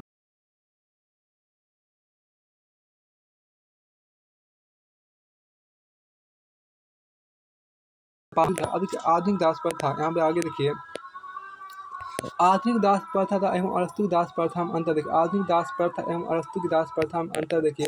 आधुनिक दास प्रथा देखिए, आधुनिक दास प्रथा 18वीं 19वीं शताब्दी में अफ्रीका में प्रचलित थी देखिए। आधुनिक दास प्रथा 18वीं एवं 19वीं शताब्दी में अफ्रीका में प्रचलित थी, जिसमें देखिए जिसमें दासों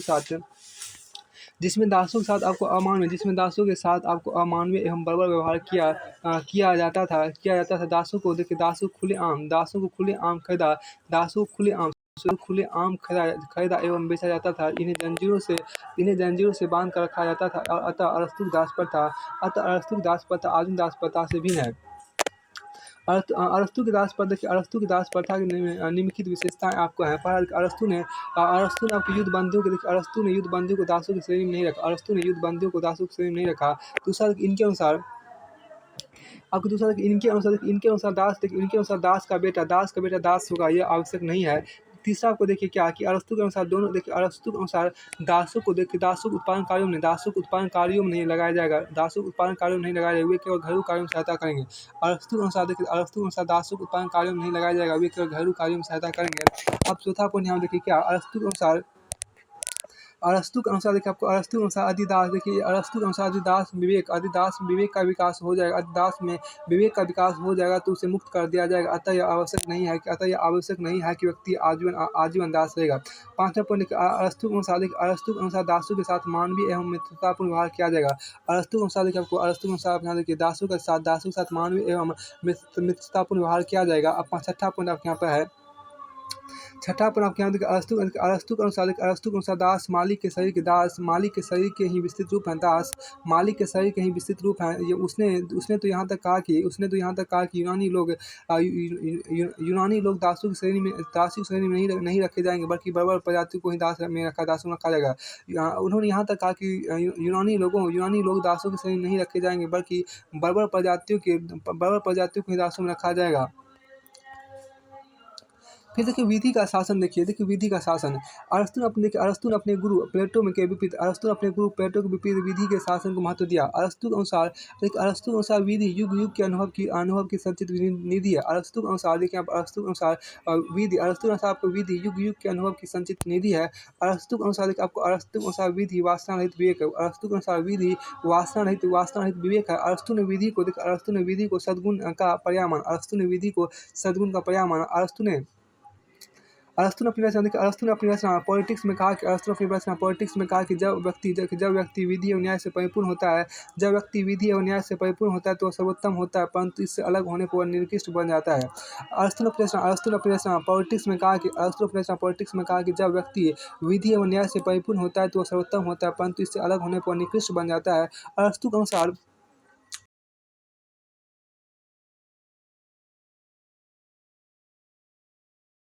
क्योंकि विधि शासक एवं शासित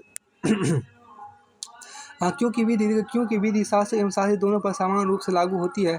अब कि शासक एवं शासित दोनों विधि के लिए समान है। शासक एवं शासित दोनों विधि के लिए समान है। शासक विधि द्वारा शासन करते हैं, स्वेच्छाचारी द्वारा नहीं। शासन का आधार शासितों की सहमति है। आज आपको देखिए नागरिकता सिटीजनशिप लिखिए। अरस्तु के अनुसार वे व्यक्ति नागरिक है जो शासन कार्यों में भाग लेते हैं तो अपना योगदान देते हैं। बार्कर के अनुसार अरस्तु की नागरिकता की कल्पना राज्य में करदाता के रूप में न होकर शेयर होल्डर या अंशधारक के रूप में है। और बार्कर के अनुसार अरस्तु की नागरिकता की कल्पना राज्य में करदाता के रूप में न होकर शेयर होल्डर या अंशधारक के रूप में है। अरस्तु ने नागरिकता का आशय सरकार के न्यायिक और प्रशासनिक कार्यों में भागीदारी से लिया है।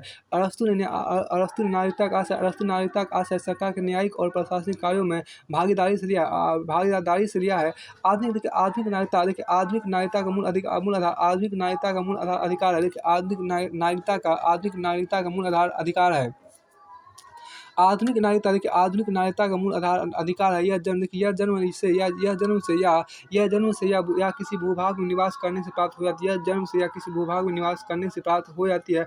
अरस्तु के अनुसार देखिए आपको अरस्तु के अनुसार निम्न लोगों के लिए नागरिकता नहीं होगी। अरस्तु के अनुसार देखिए निम्न लोगों के लिए नागरिकता नहीं होगी। पहला महिलाओं के लिए, दूसरा शिल्पी के लिए, तीसरा बूढ़े एवं बच्चों के लिए, चौथा आपको दासों के लिए और पांचवा विदेशियों के लिए। हाँ, आपको इन 5 लोगों के आपको विदेशी आपको इन 5 लोगों की आपको नागरिकता नहीं होगी। अरस्तु का कहना है कि ये तो देखिए अरस्तु का कहना है कि यह तो प्रकृति का नियम है। अरस्तु का कहना है कि यह तो प्रकृति का नियम है कि वरिष्ठ कनिष्ठ पर शासन करेगा। अरस्तु का कहना है कि यह तो आपको प्रकृति का नियम है, यह तो प्रकृति का नियम है कि वरिष्ठ कनिष्ठ पर शासन करेगा। अरस्तु की नागरिकता कर्तव्य आधारित है। अरस्तु की नागरिकता कर्तव्य आधारित है। अरस्तु की नागरिकता की देखिए अरस्तु की नागरिकता की मान्यता का आधार नैतिकता का विकास। अरस्तु की नागरिकता की मान्यता का आधार नैतिकता का विकास है। अरस्तु की नागरिकता जन्म या निवास के आधार पर प्राप्त नहीं होती। अरस्तु की नागरिकता जन्म या निवास के आधार पर प्राप्त नहीं होती। आपको फिर आगे देखिए नागरिक के गुण देखिए, आपको नागरिक के गुण देखिए, आगे देखिए नागरिक के गुण। देखिए अरस्तु के अनुसार नागरिकों को एक आइए हम देखिए नागरिक के गुण। आप यहाँ देखिए नागरिक के गुण देखिए। अरस्तु के अनुसार नागरिकों का कोई एक समान गुण नहीं होता। अरस्तु के अनुसार नागरिकों को एक समान गुण नहीं होता। उनके गुण विभिन्न प्रकार के होते हैं। तथा राज्य के विधान के अनुसार उनमें भी परिवर्तन होते रहते हैं। एक अच्छे मनुष्य के गुणों का नागरिक में होना, देखिए एक अच्छे मनुष्य के गुणों का नागरिकों में होना या ना होना आवश्यक नहीं। एक अच्छे मनुष्य के गुणों का नागरिकों में होना या ना होना आवश्यक नहीं है। एक अच्छे नागरिक में शासन करने तथा शासित होने की क्षमता होती है। एक अच्छे नागरिक में शासन करने तथा शासित होने की क्षमता होनी चाहिए। एक अच्छे नागरिक में शासन करने तथा शासित होने की क्षमता होनी चाहिए। अब देखिए यहाँ पे होनी चाहिए। आगे हम एक श्रेष्ठ मनुष्य के गुण आपके देखिए, आगे देखिए एक श्रेष्ठ मनुष्य के गुण देखिए। अरस्तु के अनुसार श्रेष्ठ मनुष्य के गुण संयम, साहस एवं न्याय आदि होते हैं। अरस्तु के अनुसार श्रेष्ठ मनुष्य के गुण आपको संयम, साहस एवं न्याय आदि होते हैं। एक श्रेष्ठ मनुष्य में शासक एक श्रेष्ठ मनुष्य में शासक तथा नागरिक दोनों का गुण होना आवश्यक। एक श्रेष्ठ मनुष्य में शासक तथा नागरिक दोनों का गुण होना आवश्यक है। अरस्तु के अनुसार देखिए आपको अरस्तु के अनुसार श्रेष्ठ मनुष्य के गुण देखिए। अरस्तु के अनुसार श्रेष्ठ मनुष्य के गुण स्थिर एवं अपरिवर्तनशील होते हैं। अरस्तु के अनुसार श्रेष्ठ मनुष्य के गुण स्थिर एवं अपरिवर्तनशील होते हैं। अब देखिए संपत्ति पर विचार देखिए यहाँ पर। आगे आप यहाँ पर संपत्ति पर आपको विचार है, इसको देखिए। देखिए संपत्ति पर विचार, व्यक्ति का मूल विकास संपत्ति विचार में आपको यहाँ पर कि व्यक्ति का मूल विकास नैतिकता में है। व्यक्ति का जो मूल विकास है वो आपको नैतिकता में है। व्यक्ति का मूल विकास नैतिकता में है। लेकिन नैतिकता आंतरिक होती है, लेकिन नैतिकता के विकास के लिए बाह्य परिस्थितियाँ भी आवश्यक है। इन बाह्य परिस्थितियों में संपत्ति प्रमुख है। आपके अरस्तु के अनुसार हम देखिए, अरस्तु के अनुसार संपत्ति का अर्जन दो प्रकार से होता है। पहला प्राकृतिक तरीके से। अरस्तु के अनुसार प्राकृतिक तरीके से। अरस्तु के अनुसार मछली पालन करना, कृषि कार्य करना इत्यादि संपत्ति अर्जन प्राकृतिक स्रोत है। दूसरा को यहाँ पर शोषण की विधि से। देखिए व्यापार और वाणिज्य से प्राप्त संपत्ति था। लेकिन अरस्तु प्राकृतिक विधि द्वारा अर्जित संपत्ति को ही वैध मानता है। अब आगे देखिए अरस्तु के अनुसार संपत्ति अरस्तु के अनुसार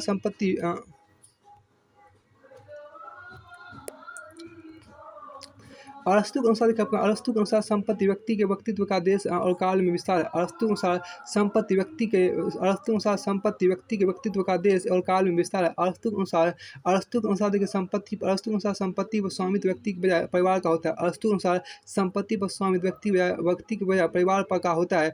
अरस्तु संपत्ति का समर्थन तथा व्यापार में घूसखोरी की आलोचना करता है। अरस्तु संपत्ति का समर्थन तथा व्यापार में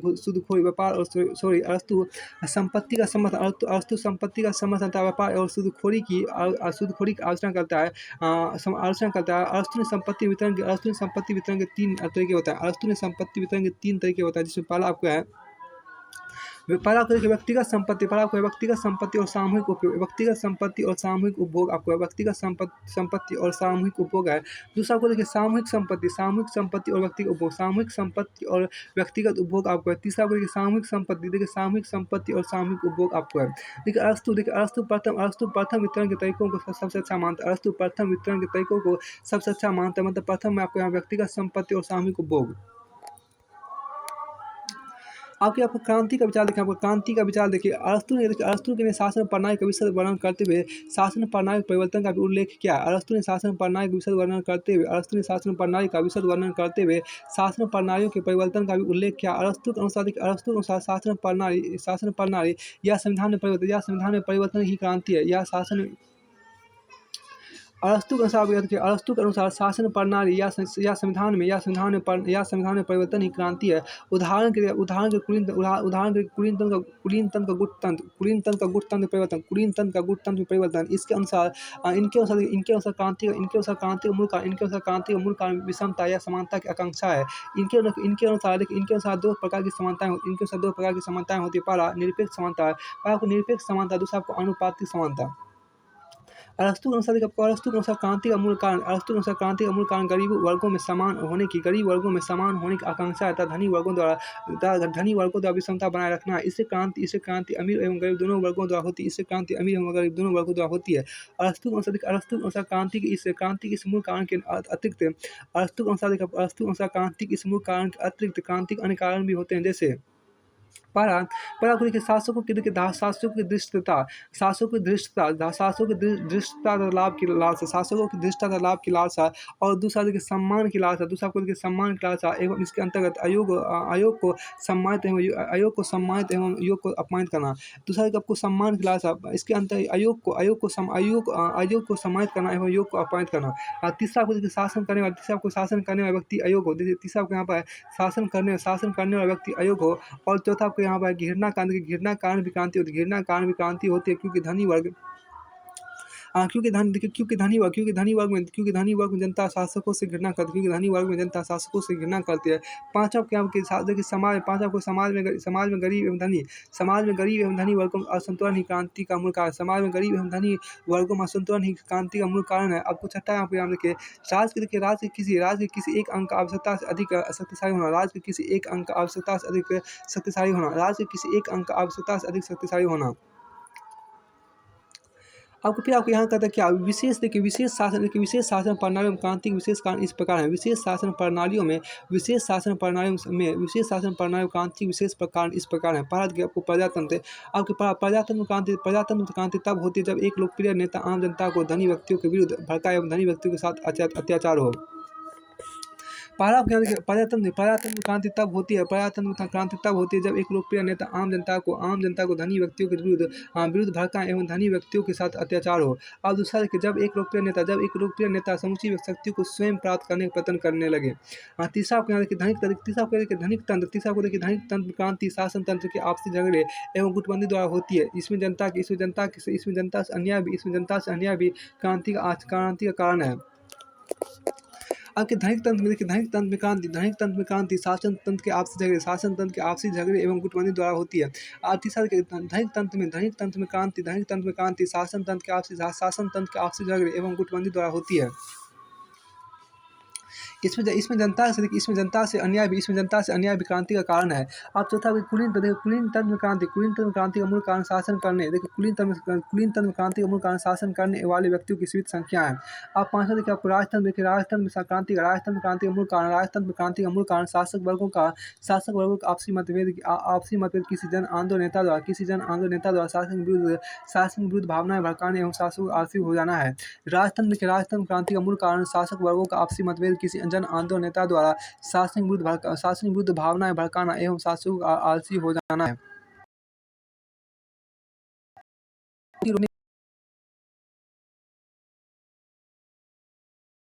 मध्यम वर्ग का शासन है। अरस्तु के अनुसार क्रांति रोकने का सबसे उपयुक्त उपाय मध्यम वर्ग का शासन है। देखिए जनता अपने कानून के पालन एवं उसके प्रति सम्मान की भावना हो। जनता में अपने कानून के पालन एवं उसके प्रति सम्मान की भावना हो। अब देखिए आगे शासकों का जनता से व्यवहार अच्छा हो, शासकों का जनता से व्यवहार अच्छा हो, और समाज में देखिए आपको आगे देखिए समाज में विषमता का अभाव हो। एक व्यक्ति या वर्ग आवश्यकता से अधिक संपत्ति अर्जित ना करे, एक व्यक्ति या वर्ग आवश्यकता से अधिक संपत्ति अर्जित ना कर सके। आपको देखिए सार्वजनिक संपत्ति सार्वजनिक संपत्ति किसी विशेष द्वारा ना हड़पी जाए। सार्वजनिक संपत्ति किसी विशेष व्यक्ति द्वारा ना हड़पी जाए। सार्वजनिक संपत्ति किसी विशेष व्यक्ति द्वारा ना हड़पी जाए। अब आगे देखिए शिक्षा पद्धति शिक्षा पद्धति ऐसी हो जिससे व्यक्तियों में सद्गुण का विकास हो। शिक्षा पद्धति ऐसी हो जिससे व्यक्तियों में सद्गुण का विकास हो। आपके एक न्यायपूर्ण समाज में क्रांति की भावना कम होती है। क्रांति का मूल कारण समाज में पाए जाने वाली विषमता है, और क्रांति करने वाले लोग समानता की आकांक्षा रखते हैं। क्रांति का मूल कारण आपको समाज में पाए जाने वाली विषमता, और क्रांति करने वाले लोग समानता की आकांक्षा रखते हैं। समानता की आकांक्षा देखिए आपको समानता की आकांक्षा धनी एवं गरीब वर्गों के लिए भिन्न होती है। समानता की आकांक्षा धनी एवं गरीब वर्गों के लिए भिन्न होती है। अरस्तु ने समान कारणों के अतिरिक्त क्रांति के विशिष्ट कारणों का भी उल्लेख किया। अरस्तु ने समान कारणों के अतिरिक्त क्रांति के विशिष्ट कारणों का भी उल्लेख किया है। अत्याचार तंत्र जिसको टायरनी का निर्माण राजतंत्र की क्रांति के परिणाम स्वरूप होता है। अत्याचार तंत्र टायरनी का निर्माण राजतंत्र की क्रांति के परिणाम स्वरूप होता है। अब आपको देखिए संविधान और शासन प्रणाली का वर्गीकरण देखिए। संविधान और शासन प्रणाली का वर्गीकरण देखिए। अरस्तु के अनुसार संविधान राज का रूप है। संविधान राज का रूप है। इनके अनुसार संविधान की निम्न विशेषताएं। पहला आपको विभागों का निर्धारण एवं बंटवारा। दूसरा आपको यहाँ पर सर्वोच्च सत्ता के केंद्र का निर्धारण, और तीसरा आपको राज्य के उद्देश्य का उल्लेख है। आपके सरकार का वर्गीकरण शासन कार्य में समित लोगों की संख्या पर आधारित है। शासकों का उद्देश्य अर्थात शासक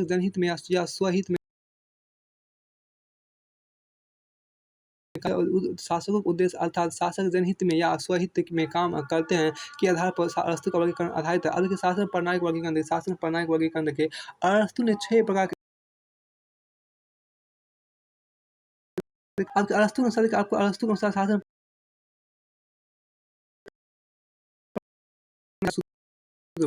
प्रणाली का शुद्ध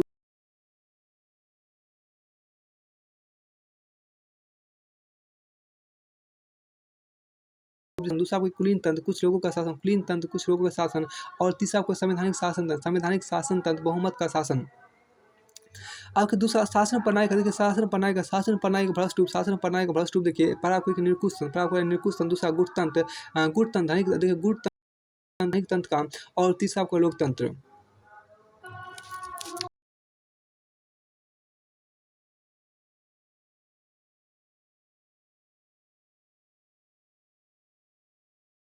अब यहाँ देखिए सर्वोत्तम व्यवहारिक शासन प्रणाली देखिए। अरस्तु ने सर्वश्रेष्ठ शासन प्रणाली के लिए पोलिटी शब्द का प्रयोग किया। पोलिटी में देखिए पॉलिटी मध्यम सद्गुण, पॉलिटी में आपको मध्यम सद्गुण पाया जाता है। तो पॉलिटी में आपको मध्यम सद्गुण आपको पाया जाता है। फिर आप आगे के पॉलिटी शासन प्रणाली का सर्वश्रेष्ठ रूप होगी। क्योंकि ये दो प्रकार की शासन प्रणालियों का मध्यम मार्ग होता है। अरस्तु के अनुसार पॉलिटी लोकतंत्र एवं गुणतंत्र शासन प्रणाली का सम्मिलित रूप है। अरस्तु के अनुसार पॉलिटी लोकतंत्र एवं गुणतंत्र शासन प्रणाली का सम्मिलित रूप है। अब अरस्तु के अनुसार सबसे बेहतर शासन प्रणाली राजतंत्र है। देखिए अरस्तु के अनुसार सबसे बेहतर शासन प्रणाली राजतंत्र है, क्योंकि इसमें सर्वोच्च सद्गुण पाया जाता है। अब पॉलिटी में संख्या एवं विवेक दोनों का समन्वय होता है। विवेकशील व्यक्ति भी शामिल हो, साथ ही संख्या बल भी हो। विवेकशील व्यक्ति भी शामिल हो, साथ ही संख्या बल हो। इन दोनों के मिश्रित रूप से पॉलिटी POLIT व पॉलिटी शासन प्रणाली का उदय होता है। इन लोग निश्चित रूप से आपको पॉलिटी शासन प्रणाली उदय होता है। सर्वोत्तम शासन प्रणाली, देखिए सर्वोत्तम शासन प्रणाली में सर्वोत्तम शासन प्रणाली धनी लोगों के साथ गरीब लोग भी शामिल हो। देखिए सर्वोत्तम शासन प्रणाली में धनी लोगों के साथ गरीब लोग भी शामिल हो। इस प्रकार पॉलिटी अभिजात तंत्र और लोकतंत्र दोनों ही प्रकार के शासन प्रणाली के बीच का मार्ग है। इस प्रकार पॉलिटी अभिजात तंत्र और लोकतंत्र दोनों ही प्रकार की शासन प्रणालियों के बीच का मार्ग है। अब कि निरंकुश शासन, देखिए निरंकुश शासन प्रणाली शक्ति पर आधारित होती है। निरंकुश शासन प्रणाली शक्ति पर आधारित होती है। निरंकुश शासन प्रणाली शक्ति पर आधारित होती है। गुटतंत्र, देखिए गुटतंत्र आपको संपत्ति पर आधारित शासन प्रणाली, गुटतंत्र आपको संपत्ति पर आधारित शासन प्रणाली है। जबकि लोकतंत्र आपको स्वतंत्रता पर आधारित शासन प्रणाली, जबकि लोकतंत्र आपको स्वतंत्रता पर आधारित शासन प्रणाली है। जबकि लोकतंत्र आपको स्वतंत्रता पर आधारित शासन प्रणाली है। वह सरकार अधिक प्रभावित तथा अस्थायी होती है। वह सरकार अधिक प्रभावित अस्थायी होती है जो दीर्घकालिक हित में काम करती है। वह सरकार अधिक प्रभावित अस्थायी होती है जो दीर्घकालिक हित में काम करती है। अब अरस्तू का न्याय सिद्धांत समानुपातिक आपको समानुपातिक है। देखिए अरस्तू ने न्याय को दो भागों में विभाजित किया। पहला देखिए संपूर्ण न्याय। देखिए संपूर्ण न्याय, इस न्याय से आशा सामाजिक नैतिकता से है। सामाजिक नैतिकता से अरस्तू ने संपूर्ण न्याय के लिए सात्विकता, अरस्तू ने आपको संपूर्ण न्याय के लिए सात्विकता, राइटियसनेस शब्द प्रयुक्त किया। अपने कर्तव्य का पालन करना ही न्याय। अब देखिए दूसरा विशेष न्याय देखिए। पहला आपको यहाँ पे संशोधनात्मक न्याय देखिए। विधि के अनुसार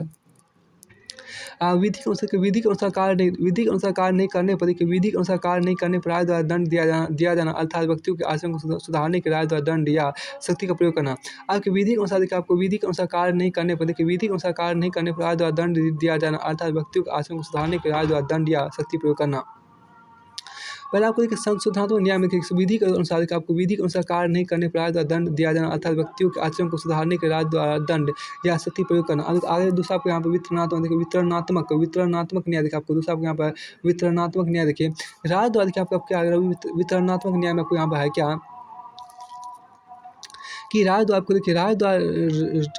व्यक्तियों में पद सम्मान एवं पुरस्कार का वितरण करना।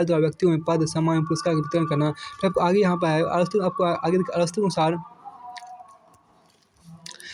अनुसार समाज में सेवाओं और पदों का वितरण व्यक्ति द्वारा समाज में किए गए योगदान से निर्धारित होगा। अरस्तू के अनुसार समाज में सेवाओं और पदों का वितरण व्यक्ति द्वारा समाज में किए गए योगदान से निर्धारित होगा। अब अरस्तू के अनुसार समाज में अब की समानता का सिद्धांत भी आपको यहाँ पर देखिए। अरस्तू के अनुसार समाज में सेवाओं और पदों का वितरण व्यक्ति द्वारा समाज में किए गए योगदान से निर्धारित होगा। समानता का सिद्धांत भी देखिए। समानता का सिद्धांत भी समानुपातिक है। अरस्तू के अनुसार व्यक्ति का जिस अनुपात में समाज में योगदान हो, अरस्तू के अनुसार व्यक्ति का जिस अनुपात में समाज में योगदान हो उसी अनुपात में उसे पुरस्कार मिलना चाहिए। अरस्तू के अनुसार व्यक्ति का जिस अनुपात में समाज में योगदान हो उसी अनुपात में उसे पुरस्कार मिलना चाहिए। इसलिए समानता अप्राकृतिक और अवांछित है। अब हम देखिए अरस्तू।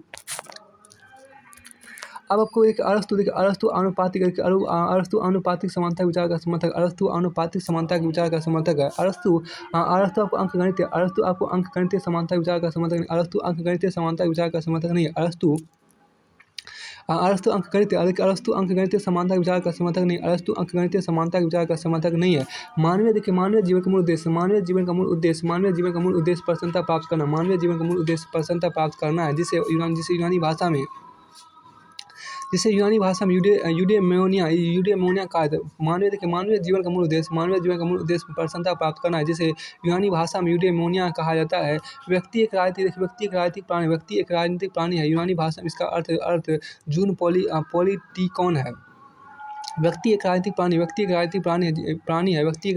है। यूनानी भाषा में इसका अर्थ जून पॉलिटिकॉन है। यूनानी युग में सभी लोग सभी लोग साथ बैठते थे जिसे एकलेसिया कहा जाता था। देखिए यूनानी युग में सभी लोग साथ बैठते थे जिसे एकलेसिया कहा जाता था। यह विधायिका की भांति कार्य करती थी। आज के अरस्तु के प्रमुख आपका अरस्तु के प्रमुख ग्रंथ यहाँ देखिए। अरस्तु के प्रमुख ग्रंथ का नाम आपको पॉलिटिक्स है। पहला ग्रंथ और पॉलिटिक्स दूसरा ग्रंथ है on the Saul and on memory and recollection आपको है।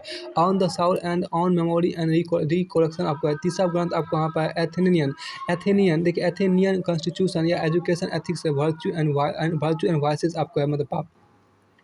और चौथा ग्रंथ आपको है मेटाफिजिक्स 10 से 10 से लेकर 14 साल तक। और आपको ओइकोन में या इसे बोलते हैं ओइकोनोमिका मेग्ना मोरा लीला आपको है। आपको फिर आगे आपको यहाँ पर निकोमैचियन इथिक्स है। फिर आपको आगे यहाँ द कैटेगरीज है। द कैटेगरीज भी अरस्तु की ग्रंथ है। टॉपिक्स भी इसका इसी का ग्रंथ है। टॉपिक्स अरस्तु का ग्रंथ है। और द प्रियर एनालिटिक्स भी अरस्तु का ही ग्रंथ है। पोस्टीरियर एनालिटिक्स भी आपका अरस्तु का ही ग्रंथ है।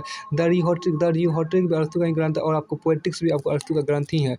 इस तरह से अगर देखा जाए तो आपको पूरी तरह से आपको अध्याय पूरी तरह से अरस्तु का फिनिश होता है। अब इसमें देखिए अध्याय 4 में आपको है मैकियावेली। अध्याय 4 में आपको यहाँ पर मैकियावेली, उसको भी देख लेते हैं। अब कि मैकियावेली का आपको पूरा जीवन काल 1469 से लेकर 1527 ईस्वी तक रहा। मैकियावेली का जीवन काल 1469 से लेकर 1527 ईस्वी तक रहा। आधुनिक युग के देखिए, आधुनिक युग के उदारक निकोलो मैकियावेली का जन्म आपको इटली में पुनर्जागरण आंदोलन अग्रणी फ्लोरेंस नगर में एक संपन्न परिवार में 3 मई 1469 ईस्वी में हुआ था। आधुनिक युग के उदारक निकोलो मैकियावेली का जन्म इटली में पुनर्जागरण आंदोलन के अग्रणी इटली में पुनर्जागरण आंदोलन के अग्रणी फ्लोरेंस नगर के एक संपन्न परिवार में 3 मई 1469 में हुआ था। 3 मई 1469 में आपको हुआ था। मैकियावेली देखिए, मैकियावेली अपनी रचना द प्रिंस और फ्लोरेंस के शासक लॉरेंस डी मेडिसी को समर्पित की थी। मैकियावेली अपनी रचना द प्रिंस फ्लोरेंस के शासक लॉरेंजो डी मेडिसी को समर्पित की थी। मैकियावेली की पुस्तक द प्रिंस को हीगल ने महान और एक वास्तविक प्रतिभाशाली राजनीतिक व्यक्ति की सच्ची धारणा की संज्ञा दी, जिसका सर्वोच्च महान उद्देश्य होता है। मैकियावेली की पुस्तक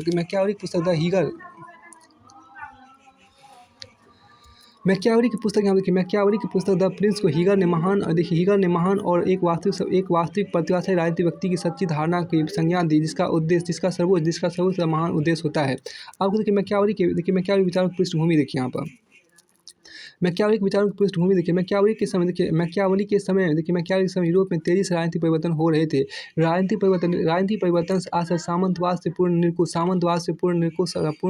राजतंत्र सत्ता का विकास हो रहा था तथा चर्च का प्रभाव निरंतर कम हो रहा था एवं एक नए वाणिज्यिक वर्ग का उदय हो रहा था। समुद्री यात्राओं का विकास तथा छापे खाने की मशीन का विकास हुआ। समुद्री यात्राओं का विकास तथा छापे खाने की मशीन का भी विकास हुआ। डर्निंग ने मैकियावेली को अपने युग का शिशु का सेवाइन के अनुसार मैकियावेली अधिक कुछ वर्षों बाद पैदा होते हैं तो उनके विचार अलग होते हैं। सेवाइन के अनुसार मैकियावेली अधिक कुछ वर्षों बाद पैदा होते हैं तो उनके विचार अलग होते हैं। अब आप उद्देश्य देखिए। मैकियावेली का उद्देश्य आपको व्यवहारिक था। उनके विचारों का उद्देश्य आपको इटली की एकता का निर्माण करना था। इटली को शक्तिशाली बनाना था। इसलिए मैकियावेली ने शासन कर अपने विचार दिए। अब देखिए मानव स्वभाव तो मूलतः स्वार्थी लालची एवं डरपोक है। मानव का मूल उद्देश्य अपनी संपत्ति की रक्षा करना है। संपत्ति की रक्षा के लिए वह शक्ति अर्जित करना चाहता है। राजा को इन स्वार्थी व्यक्तियों को नियंत्रित करने के लिए भय एवं प्रेम दोनों का प्रयोग करना चाहिए। राजा को इन स्वार्थी व्यक्तियों को नियंत्रित करने के लिए भय एवं प्रेम दोनों का प्रयोग करना चाहिए।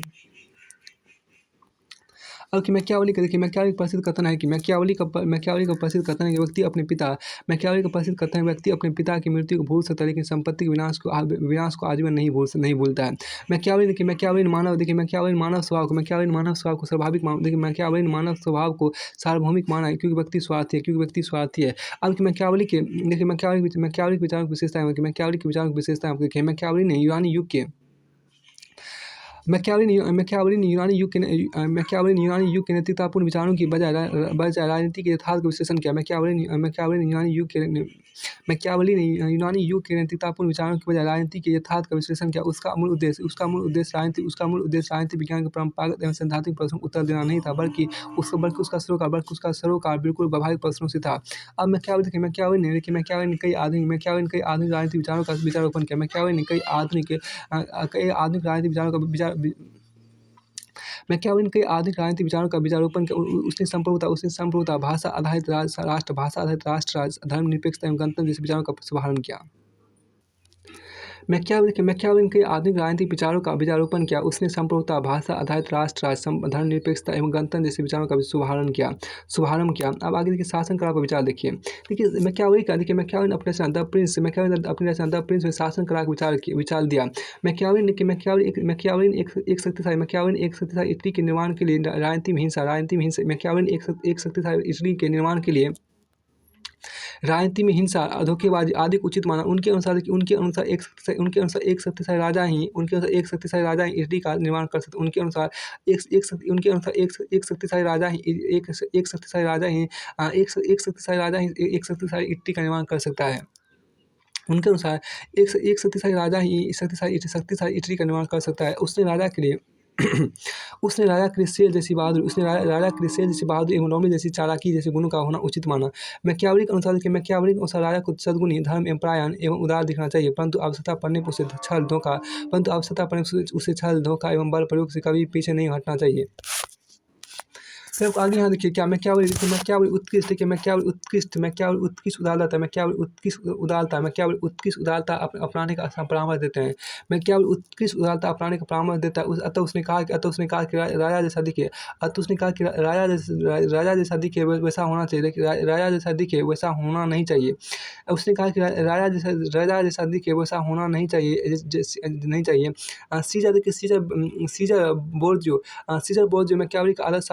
सीजर बोर्जियो मैकियावेली का आदर्श शासक था। अब कि मैकियावेली ने राजा को सलाह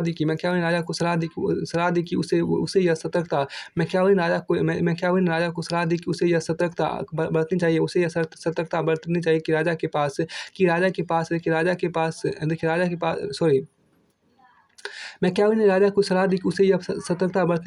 के प्रति प्रजा में घृणा उत्पन्न ना हो तथा राजा द्वारा प्रजा की महिला एवं संपत्ति पर आक्रमण न किया जाए। अब उनके अनुसार राजा को धर्म का राजनीतिक जबकि स्वयं धार्मिक नहीं होना चाहिए। राजा को यह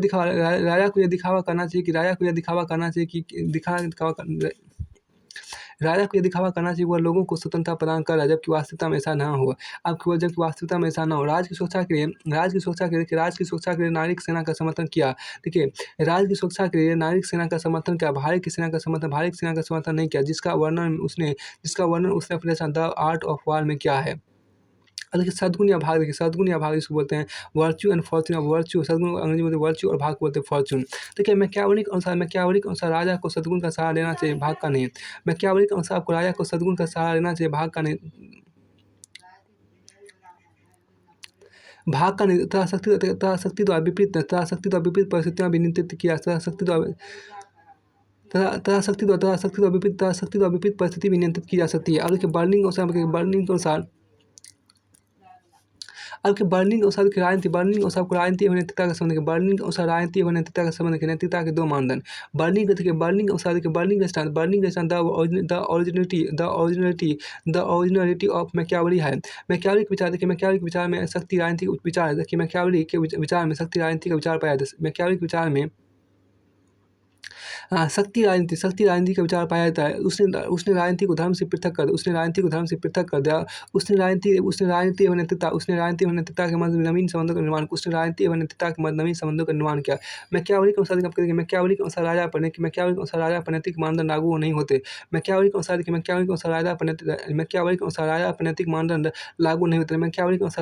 पर नैतिक मानदंड लागू नहीं होते। यदि यदि राजा नैतिक मानदंडों से बंधा होगा तो यह उसके लिए हानिकारक है। देखिए, यदि राजा नैतिक मानदंडों से बंधा होगा तो यह उसके लिए हानिकारक है।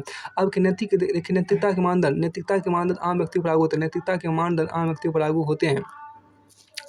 नैतिकता के मानदंड आम व्यक्तियों पर लागू होते। उसने नैतिकता की कई नई परिभाषा देते हुए कहा कि उसने नैतिकता की कई नई परिभाषा देते हुए कहा कि शासक द्वारा राज को शक्तिशाली बनाने के लिए किया गया कोई भी कार्य नैतिक है।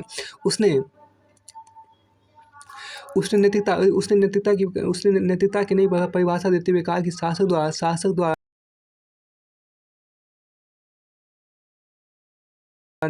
इसलिए मैं क्या अनैतिक नहीं बल्कि नैतिकता से तटस्थ है। अब कि धर्म एवं राजनीति में संबंध देखिए, धर्म एवं राजनीति में संबंध।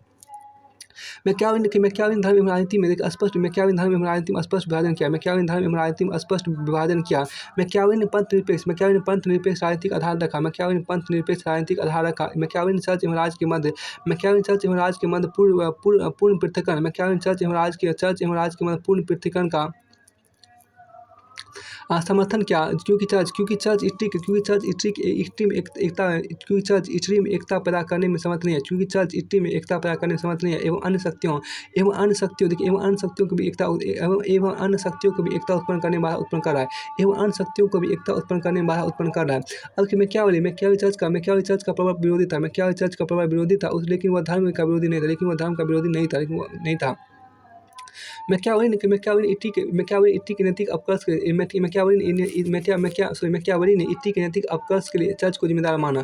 अब आपको देखिए मैकियावेली की शासन पद्धति हम देखिए। मैकियावेली देखिए द डिस्कोर्सेस में मैकियावेली ने स्वतंत्रता का भी समर्थन किया। उसने कहा कि प्राचीन रोम में स्वतंत्रता सभी के लिए उपलब्ध थी, इसलिए विधि निर्माता की यह कर्तव्य है कि वह स्वतंत्रता को संरक्षित करे। मैकियावेली ने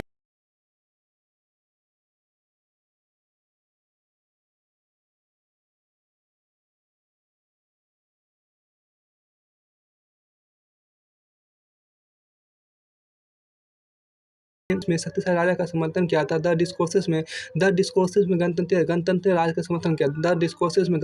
का समर्थन किया। मैकियावेली ने व्यावहारिक रूप में निरंकुश राजतंत्र को सर्वश्रेष्ठ शासन प्रणाली माना। मैकियावेली ने व्यावहारिक रूप में निरंकुश राजतंत्र को सर्वश्रेष्ठ शासन प्रणाली माना तथा सैद्धांतिक रूप में उसने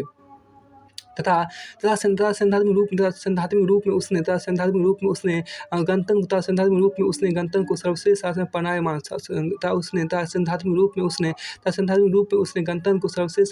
माना तथा गणतांत्रिक शासन सुरक्षा बेहतर होती है। अब कि मैकियावेली ने व्यावहारिक रूप में निरंकुश राजतंत्र को सर्वश्रेष्ठ शासन प्रणाली माना तथा सैद्धांतिक रूप में उसने गणतंत्र को सर्वश्रेष्ठ शासन प्रणाली माना तथा गणतांत्रिक शासन की सुरक्षा बेहतर होती है। अब उसने कहा कि आम नागरिकों का सामूहिक विवेक एक व्यक्ति के विवेक से ज़्यादा महत्वपूर्ण होगा। उसने स्पष्ट कहा कि शासन सर्वश्रेष्ठ होता है, लेकिन यह उन्हीं समाजों में लागू हो सकता है जहाँ व्यक्ति सद्गुणी हो। उनके अनुसार स्विट्जरलैंड जैसे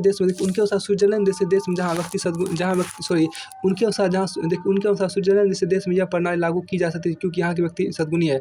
उनके अनुसार स्विट्जरलैंड जैसे देशों में यह प्रणाली लागू की जा सकती है जहाँ के व्यक्ति क्योंकि यहाँ के व्यक्ति आपको सद्गुणी है। फिर आपको देखिए शक्ति के बारे में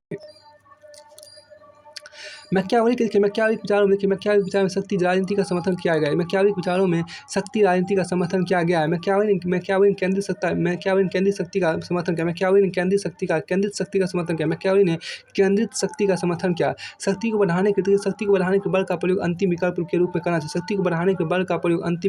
करना चाहिए। स्थिरता से करनी चाहिए। हिंसा का प्रयोग बर्बर एवं त्वरित रूप में करना चाहिए। मैकियावेली ने किसी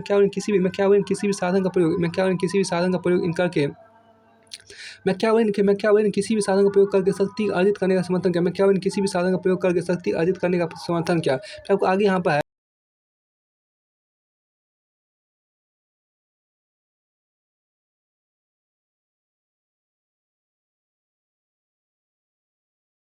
राजनीति का मूल उद्देश्य है।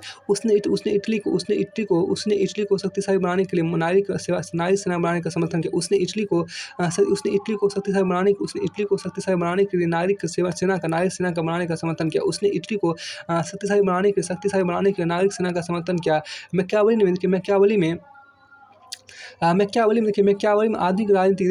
आधुनिक राजनीतिक विचारों का शुरुआती बीज पाया जाता है। मैकियावेली में आधुनिक राजनीतिक विचारों का शुरुआती बीज पाया जाता है। उसने संप्रभुता, भाषा आधारित राष्ट्र राज्य, धर्मनिरपेक्षता एवं गणतंत्र जैसे राजनीतिक विचारों की रूपरेखा रखी। मैकियावेली में आधुनिक राजनीतिक विचारों का शुरुआती बीज पाया जाता है। उसने संप्रभुता, भाषा आधारित राष्ट्र राज्य, धर्मनिरपेक्षता एवं गणतंत्र जैसे राजनीतिक विचारों की रूपरेखा रखी। अब के राष्ट्रवाद देखिए आपको, राष्ट्रवाद की उत्पत्ति का आधार मैकियावेली के विचारों में मिलता है। राष्ट्रवाद की उत्पत्ति का आधार मैकियावेली के विचारों में मिलता है। अब आगे हम देखिए, मैकियावेली के राष्ट्रवाद का अभिप्राय राष्ट्र को शक्तिशाली बनाने से था। मैकियावेली के लिए राष्ट्रवाद का अभिप्राय राष्ट्र को शक्तिशाली बनाने से था। अब राष्ट्र को शक्तिशाली बनाने का आशय इटली के शक्तियों राष्ट्र को शक्तिशाली करने का आशा इटली की शक्तियों को एक राजा में केंद्रित करना था। इसलिए उसने निरंकुश राजतंत्र का समर्थन किया। राष्ट्र को शक्तिशाली करने का आशा इटली की शक्तियों को एक राजा में केंद्रित करना था। इसलिए उसने निरंकुश राजतंत्र का समर्थन किया। अब देखिए आपको यहाँ मैकियावेली की रचना देखिए, आपको पढ़ा कि द प्रिंस में शासन कला का वर्णन किया। मैकियावेली पढ़ा रचना द प्रिंस में शासन करना वर्णन किया। दूसरा रचना आपको देखिए द डिस्कोर्सेस में लोकतंत्र एवं स्वतंत्रता का उल्लेख किया। द डिस्कोर्सेस मैकियावेली ने लोकतंत्र एवं स्वतंत्रता का उल्लेख किया। अब मैकियावेली की तीसरा रचना आपको the art of war. Machiavelli की तीसरा रचना आपको द आर्ट ऑफ वार में नागरिक सेना के निर्माण का समर्थन किया। मैकियावेली ने द आर्ट ऑफ वार में नागरिक सेना के निर्माण का समर्थन किया। और आपको मैकियावेली की अंतिम रचना आपको the history of Florence Machiavelli की अंतिम रचना आपको है। यहाँ से देखिए आपको मैकियावेली के चैप्टर पूरी तरह से फिनिश होता है।